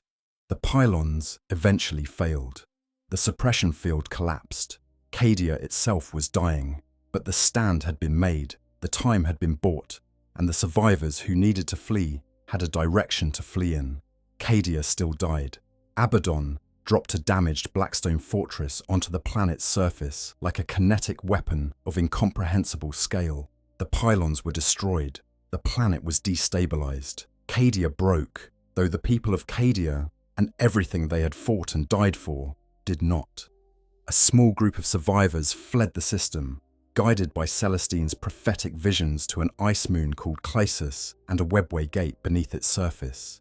The group named themselves the Celestinian Crusade, and they moved through the webway to Ultramar, where what came next would change the 41st millennium as thoroughly as the fall of Cadia itself. Part 9. The resurrection of a primarch and the road back to Terra. Belisarius Cawl had been preparing for this moment for 10,000 years. The armor of fate, the equipment necessary to revive the mortally wounded primarch Reboot Guilliman, who had been suspended in stasis for millennia since Fulgrim's blade nearly killed him, was aboard Cawl's ships. The destination was Macraga, the Ultramarines' home world, where Guilliman's stasis-preserved body waited. As Ultramar was under invasion by Chaos forces when the Celestinian Crusade arrived, which added urgency to everything. But the technology was ready, the knowledge was assembled, and the combination of Cawl's mechanical genius, the power of the newborn Eldar death god Inead, channeled through the Innery, and Celestine's own ability to serve as a focal point for the Emperor's will, produced the result that none of them were entirely certain was possible. Guilliman came back, one of the Emperor's own sons, one of the 20 primarchs, dead for 10,000 years, alive again. The reunion between the living saint and the returned primarch is one of the more revealing episodes in the modern lore. Guilliman, who had known his father personally before the Horus heresy transformed the Emperor into the figure the ecclesiarchy worships, looked at the Imperium that had grown up in his absence and was horrified. The religious institution that his father had specifically argued against. The worship of the Emperor as a god that the Emperor himself had been on record opposing, had become the organizing principle of the entire human civilization he was meant to protect. And Celestine, the greatest and most powerful symbol of that religious institution, the living embodiment of the Emperor's divine will in the form that billions of people believed in, was standing right there. Their interactions across the subsequent lore are consistently charged with this tension. Guilliman is not a believer, or not a believer in the sense that Celestine is. And he works with her because her power is real and useful, and because what she represents to the people she fights alongside matters militarily as much as the direct damage she can do to the enemy. But he maintains a skepticism about the theological framework she operates within that she finds difficult to entirely respect. and she maintains a certainty about her direct experience of the Emperor's presence that she finds difficult to explain to someone who experiences it only as an absence. The Terran Crusade that Guilliman organized was the first attempt since the Heresy to fight a path from the edges of the galaxy to its center, while half the galaxy was falling apart around them. The Great Rift, the enormous tear in reality that the fall of Cadia had made possible, had divided the Imperium in two, and the route to Terra was no longer a clear corridor, but a nightmarish passage through warp anomalies and chaos incursions, and the general geological catastrophe of a galaxy whose metaphysical underpinnings were coming apart. Celestine fought alongside the Crusade through all of it. Through the Maelstrom, through ambushes by traitor fleets, through capture by the Red Corsairs, through rescue by the most improbable coalition that has ever appeared in Warhammer 40,000 lore, the Fallen Angel Cypher, and a troop of Elder Harlequins, entities whose relationship to the Imperium defies any simple categorization. On Luna, Magnus the Red himself appeared, the Thousand Suns, Primarch, one of the most powerful sorcerers in the galaxy, a demon primarch serving Tzeentch. He manifested with his legion at a moment when the Crusade was at its most exposed and attempted to end what the fall of Cadia had started. Celestine engaged him directly, not to defeat him. Even she does not pretend that was a realistic objective, but to hold him, to buy the time that the Crusade needed. She threw everything she was against a demon primarch and made it last long enough to matter. She survived. She always does. And then they were on Terra, the most sacred and most guarded ground in the entire Imperium, the seat of the Golden Throne, the place where 10,000 years ago the worst thing imaginable had happened, and the response to it had built everything that followed. At the ultimate gate of the Sanctum Imperialis, Celestine did something that says perhaps more about her than any battle she has ever won. While Guilliman went to meet his father for the first time in 10,000 years, while that extraordinary and terrible conversation between a dying god and his resurrected son took place behind sealed doors, Celestine stood outside with the crowds, with the pilgrims and penitents and desperate faithful who had gathered from across Terra at the rumor that something unprecedented was occurring. She ministered to them, spoke to them, was present for them in the way that the living saint is present for people who need her presence. She has never been to the Golden Throne. In all her centuries of service, in all the deaths and rebirths and wars, she has never stood in the Emperor's physical presence. He has never spoken to her directly, in any form that she could point to and say unambiguously, that was him, that was his voice. But her faith exists without that confirmation. It exists on the basis of what she has experienced through the power moving through her, through the evidence of her own life and the lives she has touched, through the small girl in the warp purgatory who has not yet been extinguished. It exists despite everything the universe has done to test it. This is either the most inspiring thing about her or the most troubling thing about her, depending on what you bring to the question. It is the evidence of real faith, faith that asks for nothing in return but the thing itself. It is also the evidence that genuine devotion can be sustained and weaponized by powers that may not experience it as anything more than a useful resource. The relationship between Celestine and Guilliman, which the Terran Crusade forced into its most concentrated and revealing form, deserves more attention than it typically receives in discussions of the post-Cadia era. Guilliman is a pragmatist of a very specific kind. He is a man who spent 10,000 years suspended in stasis without experiencing them, who was resurrected into an Imperium utterly transformed from the civilization he helped build, and who is now attempting to govern and reform a political structure so vast and so entrenched in its dysfunction that the scale of the task defies ordinary comprehension. He works with what is available. He does not have the luxury of dismissing effective tools on the grounds of theological discomfort. But he watches Celestine with something that the law is careful to present as more than just instrumental assessment. So he is the son of a man who opposed organized religion around himself, The Emperor's explicit position during the Great Crusade was that the worship of him as a god was harmful and should not be encouraged. Guilliman knew that position firsthand, having heard it directly from the source. And now the most powerful military asset in his arsenal, the single figure capable of changing the psychological reality of a battle through her presence alone, is the living embodiment of the very thing his father argued against. The irony is not subtle, and Guilliman is not the kind of man who misses it.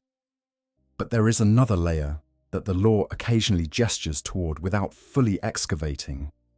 The possibility that Guilliman finds Celestine's specific quality of faith genuinely difficult to dismiss on purely rational grounds.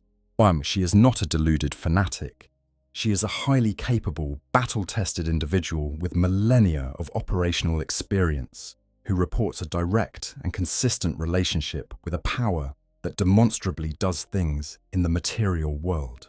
The mechanism by which she does what she does is real, whatever its ultimate nature. The results are real. The question of whether to believe that this is the Emperor's will expressed, or something more complicated and more ambiguous, is not one that any amount of Guilliman's considerable intelligence can definitively resolve. He is left, as Celestine has always been left, with incomplete information and the necessity of acting anyway. They have more in common in this respect than either of them is entirely comfortable acknowledging. Part 10. The Theological Horror, What the Mirror Shows Us Now. Now we have enough of the picture.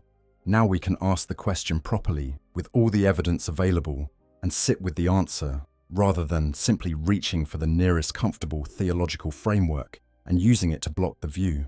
What is Saint Celestine? The Ecclesiarchy's answer is clean. She is a living saint. She is the Emperor's chosen champion, elevated by his divine will, powered by his grace, protected by his love. Her resurrection is his miracle. Her wings are his blessing. Her blade is his wrath expressed through the most appropriate available instrument. This answer is satisfying. It is the answer that the stained glass depicts. It is the answer that the hymns are written around. It is the answer that keeps soldiers fighting when the situation is objectively hopeless. And the fighting they do when they believe this answer has saved countless worlds over the centuries. But the Chaos Gods take mortals of extraordinary devotion. They flood them with warp energy from their domain. They transform them into something that is part mortal and part warp entity. They give them the capacity to die and return. They deploy them at moments of maximum need. The result is called a demon prince. The Emperor, or the entity the Emperor has become, the enormous psychic presence sustained on the throne by daily human sacrifice, takes mortals of extraordinary devotion. He floods them with warp energy from his domain. He transforms them into something that is part mortal and part warp entity. He gives them the capacity to die and return. He deploys them at moments of maximum need. The result is called a living saint. As the structure is identical, the mechanism is the same. The power source is the warp in both cases. The transformation of mortality into something that transcends mortality's ordinary limits happens in both cases. The capacity for resurrection from death happens in both cases. The specific deployment at critical moments happens in both cases. The way that proximate followers can be elevated and granted some portion of the champion's nature happens in both cases. The Gemini's superior are, in structural terms, the demon prince's lesser servants elevated by their patron's power. The Inquisition knows this. The Thorians, the faction of inquisitors who specialize in questions of living saints and the Emperor's divine nature, have been arguing about the implications for as long as the institution has existed. But they have catalogued the similarities, they have enumerated the differences, they have written classified documents of extraordinary sophistication, trying to establish, definitively, whether a living saint is something fundamentally different from a chaos entity, or simply the same mechanism pointed in a different direction. The differences the Thorians point to are real and significant. Let's be fair to them. Celestine retains her identity. Each time she dies and returns, she fights to recover herself, the specific memories and personality and moral commitments that make her who she is. The process costs her. Each resurrection takes something. But she comes back as Celestine, not as a version of Celestine, who has been dissolved and replaced by an extension of the Emperor's will. She maintains, stubbornly and at tremendous cost, just the self that exists at the center of the mechanism. Demon princes, generally, do not maintain themselves in this way. The Chaos Gods don't particularly want it. They want the mortal personality to dissolve into the warp entity personality, the specific human fears and desires burned away and replaced with an avatar of the domain's characteristics. What remains of the mortal is a useful foundation, but not a cherished thing. It erodes. Over centuries of demonic existence, the former human being at the center of a demon prince becomes increasingly difficult to find, increasingly subsumed by what the dark power has made them. Celestine's interiority is not simply preserved. It is the point. The small girl named Hope in the warp purgatory, the fragile capacity for believing in eventual rest and peace, as the specifically human experience of holding on to something precious in a universe designed to take everything precious away. This is what the mechanism of her rebirth is actually about. This is what she negotiates to protect. This is the thing she would stop fighting for if she lost it. A demon prince weaponizes the residual humanity of its former mortal self. Celestine uses her power to preserve what is most fragile about being human. The direction is opposite. The container is the same. There is also the matter of what she does versus what they do. Demon princes consume, corrupt, and destroy. Celestine heals. She raises the dead. She restores faith in people who have given up. She arrives at the darkest moments and changes the feeling of the battle before she changes the tactical situation. Since even if the source of her power is identical in structure to the source of a demon prince's power, the application is pointed in the opposite direction. Whether that difference is sufficient is the question the setting leaves open. Whether serving a power that maintains itself on daily human sacrifice, that occupies the same cosmological register as the Chaos Gods, that transforms its most devoted servants into beings that are mechanically analogous to the things it opposes. Whether any of this is actually different, in any meaningful sense that would satisfy a clear-eyed ethical analysis from serving the Chaos Gods themselves, is a question that Warhammer 40,000 was built to ask and was never designed to answer. The genius of Celestine as a character is that she holds this ambiguity at her center and keeps moving, as she is not unaware of the questions. The warp purgatory she inhabits between deaths is not a state of comfortable certainty. It is a landscape specifically designed by the nature of her own psychic imprint to challenge everything she believes and everything she is. She fights her way through it every time, but the fact that the fight is necessary, that the doubts are real enough to require defeating again and again, tells us that on some level she knows what she is dealing with. She chooses to serve anyway, not because the questions don't matter, but because the small girl named Hope is worth protecting, and the only way to protect her is to keep going back.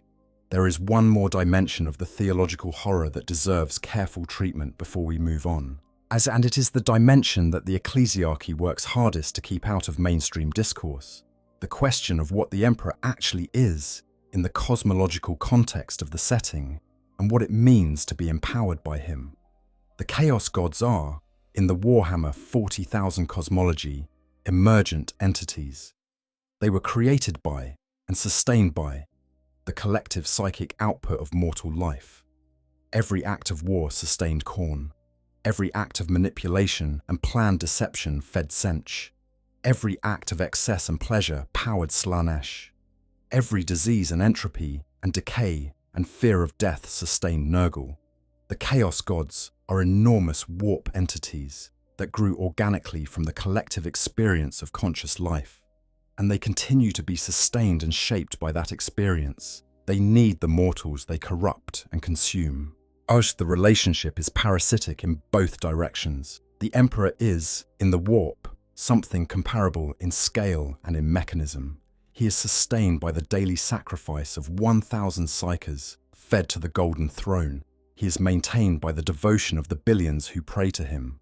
The faith of the Imperium, which pours into the warp as psychic energy in amounts that are difficult to comprehend, feeds the entity on the throne and keeps it capable of doing the things it does. Maintaining the Astronomicon, creating the conditions that make interstellar travel possible, and, if the evidence of Celestine and the other living saints is to be taken at face value, directly intervening in material events through empowered champions. He is, in other words, sustained by collective mortal devotion in a manner structurally identical to how the Chaos Gods are sustained. The content of that devotion is different, the mechanism is the same.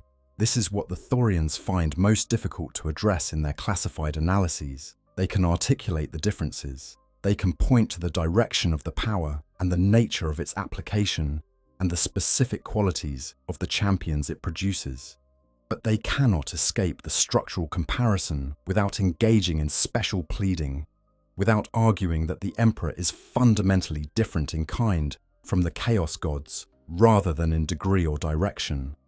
And the evidence for that claim is less strong than the ecclesiarchy would prefer it to be. Celestine, when you look at her through this lens, it is the most honest argument the Imperium has for the distinction it wants to draw. She is evidence that even within a structure that mirrors chaos, meaningful moral choices remain possible, that the direction of your power matters more than its mechanism, that preserving hope, in the specific personal sense that she preserves it in the purgatory between deaths, is a sufficient answer to the theological doubt even when it cannot resolve the theological question. Part 11. The Possessed Saint and the Tyrant of Blue Flame. The episode with the Tyrant of Blue Flame, which occurs in the period following the Terran Crusade, is worth examining carefully because it makes the theological analysis concrete in a way that abstract argument cannot. What following Guilliman's return to Terra and his assumption of the role of Lord Commander of the Imperium, the Ecclesiarch Decius XXIII began pushing for the repeal of the decree passive, the ancient ruling that prevented the Church from maintaining its own standing army of men. Decius wanted to reconstitute the Frateris Templar, the all-male force that had fought under Goge Van Dyer. He wanted to increase the ecclesiarchy's independent military power, and he wanted Celestine's endorsement to legitimize the project. Inquisitor Greyfax opposed this. The relationship between Greyfax and Celestine, which had been complicated and prickly since they fought alongside each other during the fall of Cadia, had developed into something more honest. A genuine, if difficult, working partnership between a woman who experienced the Emperor's power directly and a woman who was professionally skeptical of everything that couldn't be verified through investigation. The plot that emerged from the political crisis went far deeper than anyone had initially suspected. An entity called the Tyrant of Blue Flame, a specific chaos entity with a specific agenda, had been embedded in the ecclesiarchy's political structure for long enough to have influenced the current crisis substantially. Its goal was not the repeal of the decree passive as such. Its goal was Celestine. Specifically, the Tyrant wanted to use Celestine as a vessel, to possess her body and use it as a host for its own manifestation into the material universe. This is a plan that is audacious enough to warrant a moment of contemplative silence, because of what it implies about what Celestine is.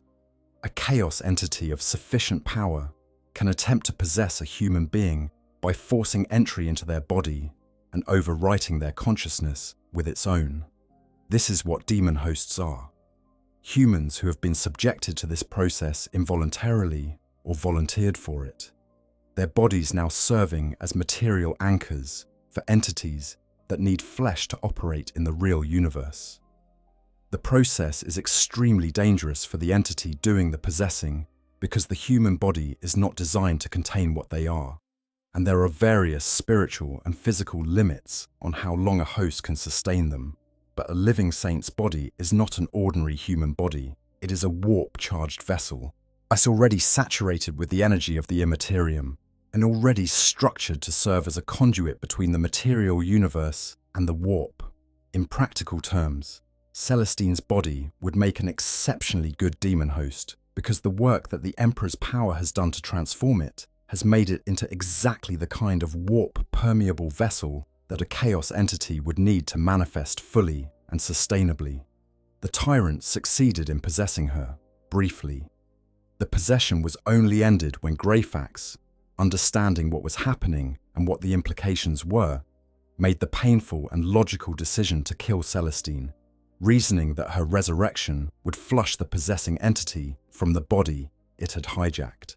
Was this act of trust, killing the living saint in the certainty that she would come back, is one of the more quietly extraordinary moments in modern Warhammer 40,000 lore. Greyfax, the skeptical inquisitor who had never been entirely comfortable with what Celestine was, trusted the mechanism of her resurrection enough to rely on it when the stakes were as high as they get. The implicit acknowledgement is that the resurrection is real, consistent, and reliable. Not a miracle in the sense of an unpredictable divine intervention, a mechanism, something that works.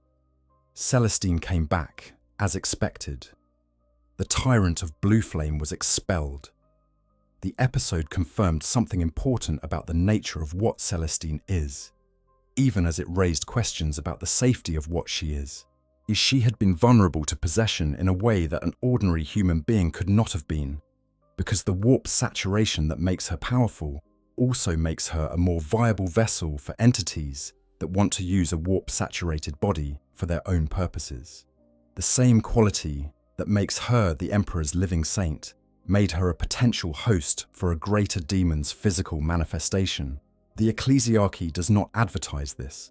It is, understandably, not the detail they prefer to emphasize in the devotional art. But what the episode with the tyrant actually reveals, when you step back from it and consider its full architecture, is something about the way Celestine occupies a position in the imperial political structure that no institution was designed to contain.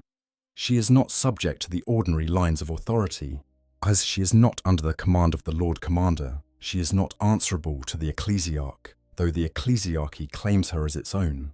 She is not controllable by the Inquisition, though inquisitors work alongside her and sometimes manage to work with her. She is a power unto herself, which is fine when her purposes align with those of the institutions around her, and becomes deeply uncomfortable when they diverge. The ecclesiarch Decius wanted her endorsement.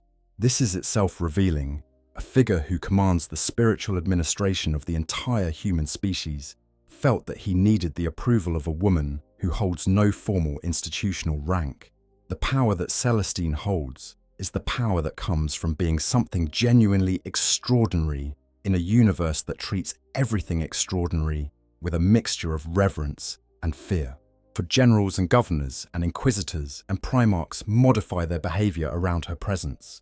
Not because she can compel them to, she cannot, not directly, but because the living embodiment of the Emperor's divine will, whatever its ultimate theological status, is not a thing that any sensible person with political instincts wants to be seen opposing. The tyrant of Blue Flame understood this, which is why possession was the goal rather than simply destruction. A Celestine that had been overwritten by a hostile entity would have been the most dangerous weapon in the Imperium, a figure that everyone was already conditioned to follow and trust, now working against everything they trusted her to protect. The specificity of the plan, the patience it required, the depth of institutional infiltration it involved, these speak to an entity that had spent considerable time studying the structure of imperial power and identifying its most exploitable points. Greyfax's decision to kill Celestine to save her is, in this context, also a demonstration of something important about what true faith actually demands. Not the comfortable faith of lighting candles and singing hymns in the safety of a well-guarded shrine. The faith that can look at the most sacred thing you know and understand that killing it temporarily is the right move, because the alternative is worse. The faith that trusts the mechanism enough to rely on it when the stakes are at their highest. Greyfax, who had spent her career being professionally skeptical of miracles and saints and divine intervention, who turned out to have exactly the kind of faith that Celestine's situation required. Not the declarative faith of doctrine, but the practical faith of someone who had seen enough of how the universe actually worked to trust the evidence in front of her, even when it asked her to do something extraordinarily difficult. Celestine, when she came back from that death, apparently expressed something that accounts describe as gratitude, not the theatrical kind, the quiet kind, the kind that passes between people who understand what was required of the other and what it cost. The ecclesiarch's plot was exposed.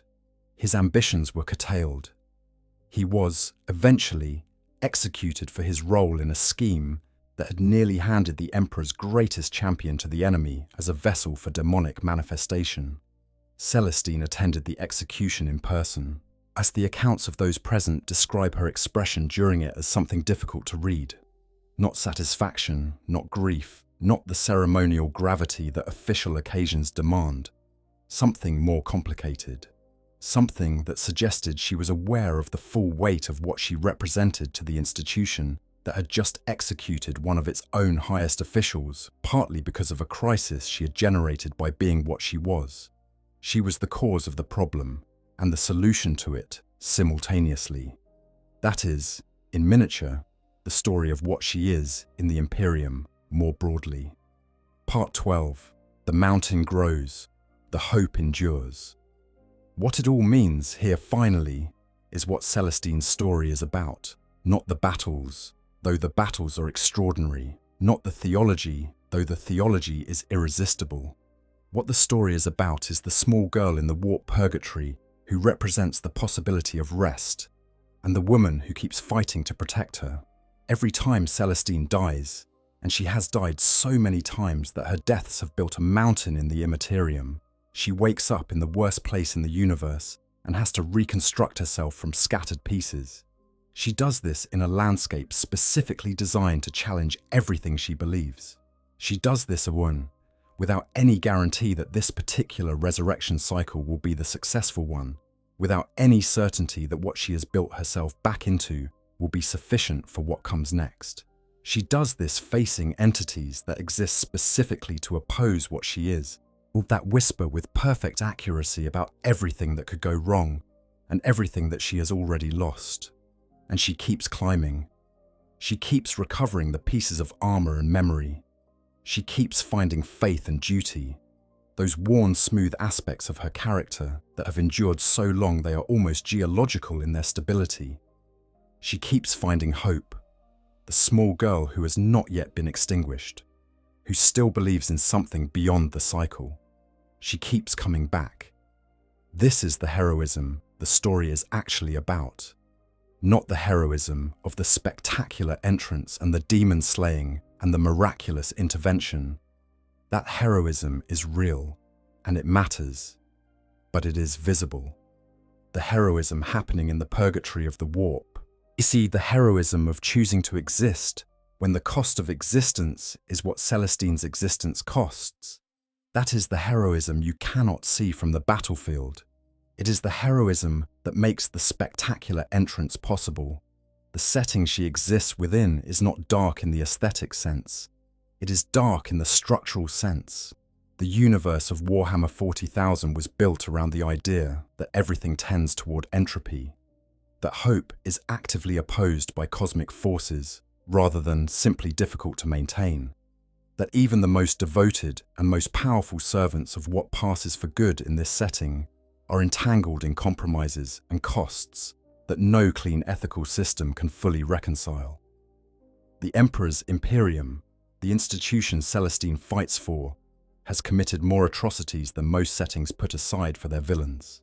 So the power Celestine draws on is the same substance, in the final analysis, as the power that the Chaos Gods draw on. The galaxy she inhabits is not a place that rewards purity, and yet, in the most catastrophic battle of the 41st millennium, when Cadia was burning and Abaddon was winning, and the unbreakable fortress world was about to be proved very much breakable, something descended from the sky on holy fire.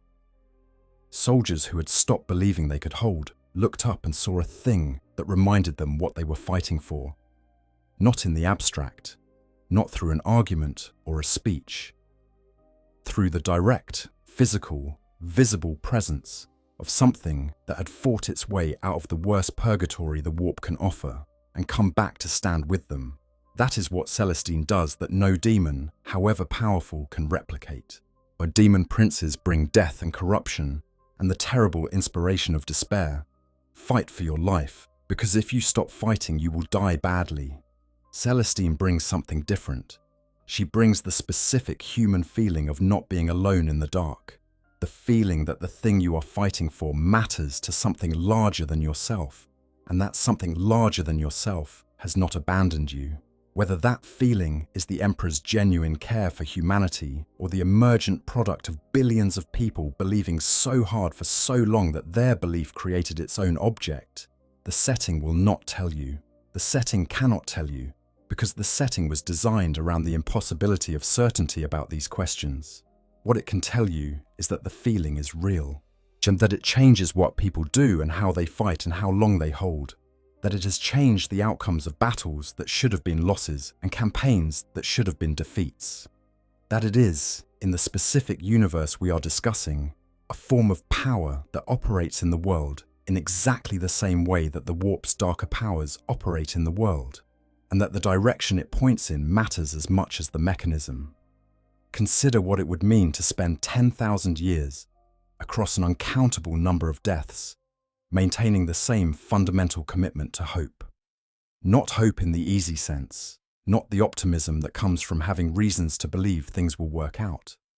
Hope in the hard sense, hope in the face of every reason to abandon it. Hope maintained as a deliberate act, which renewed each time on the mountain of bones in the face of everything the warp can manufacture to dissuade her. Hope kept alive as a small, fragile Xanthus girl who must be protected at the cost of something she loses with each rebirth, because the alternative is becoming what the warp made her structurally capable of becoming, a weapon that has forgotten it was once a person.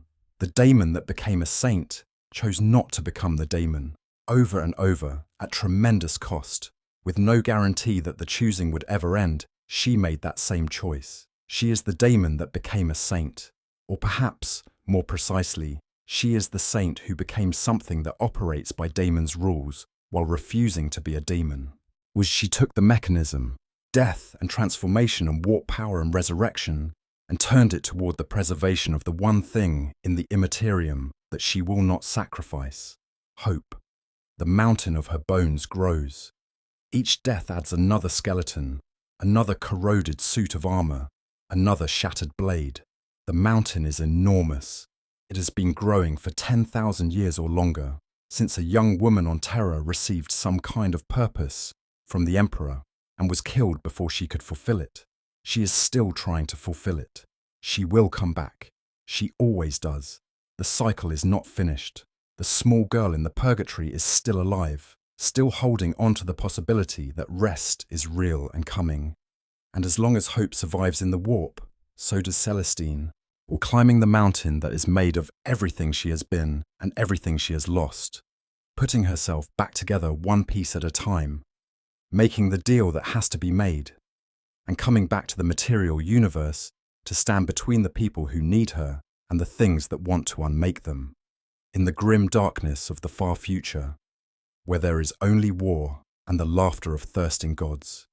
That is the specific kind of extraordinary, not the extraordinary of easy power or guaranteed victory, the extraordinary of choosing over and over at the worst possible cost to keep going. That is the demon that became a saint. That is Celestine.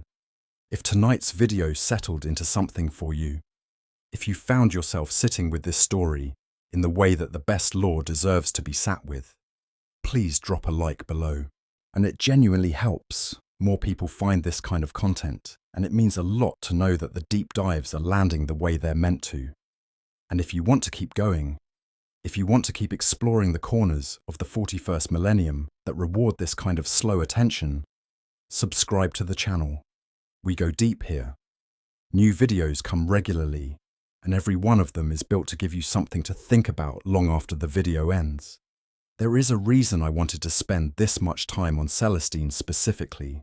It would have been easy to tell her story as a series of battles: the Palatine Crusade, the Crypt of St. Catherine, the fall of Cadia, the resurrection of Guilliman.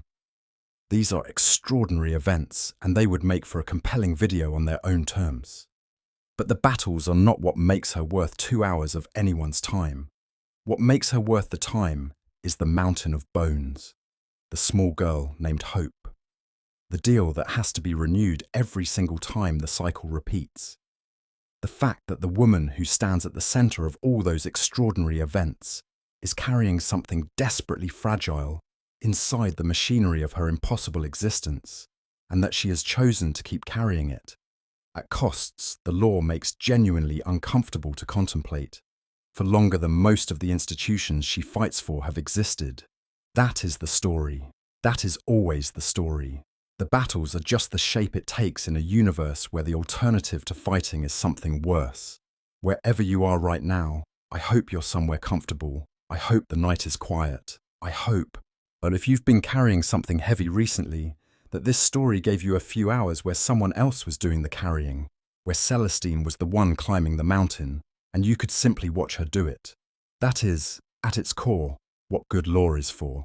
And I hope you carry something of Celestine's stubbornness with you, that particular quality of refusing to let go of the fragile things, no matter how dark it gets. Until next time. I hope you guys enjoyed the story. Make sure to hit the subscribe, like, share button, whatever you want. Give me some feedback if there's any. And yeah, sleep well.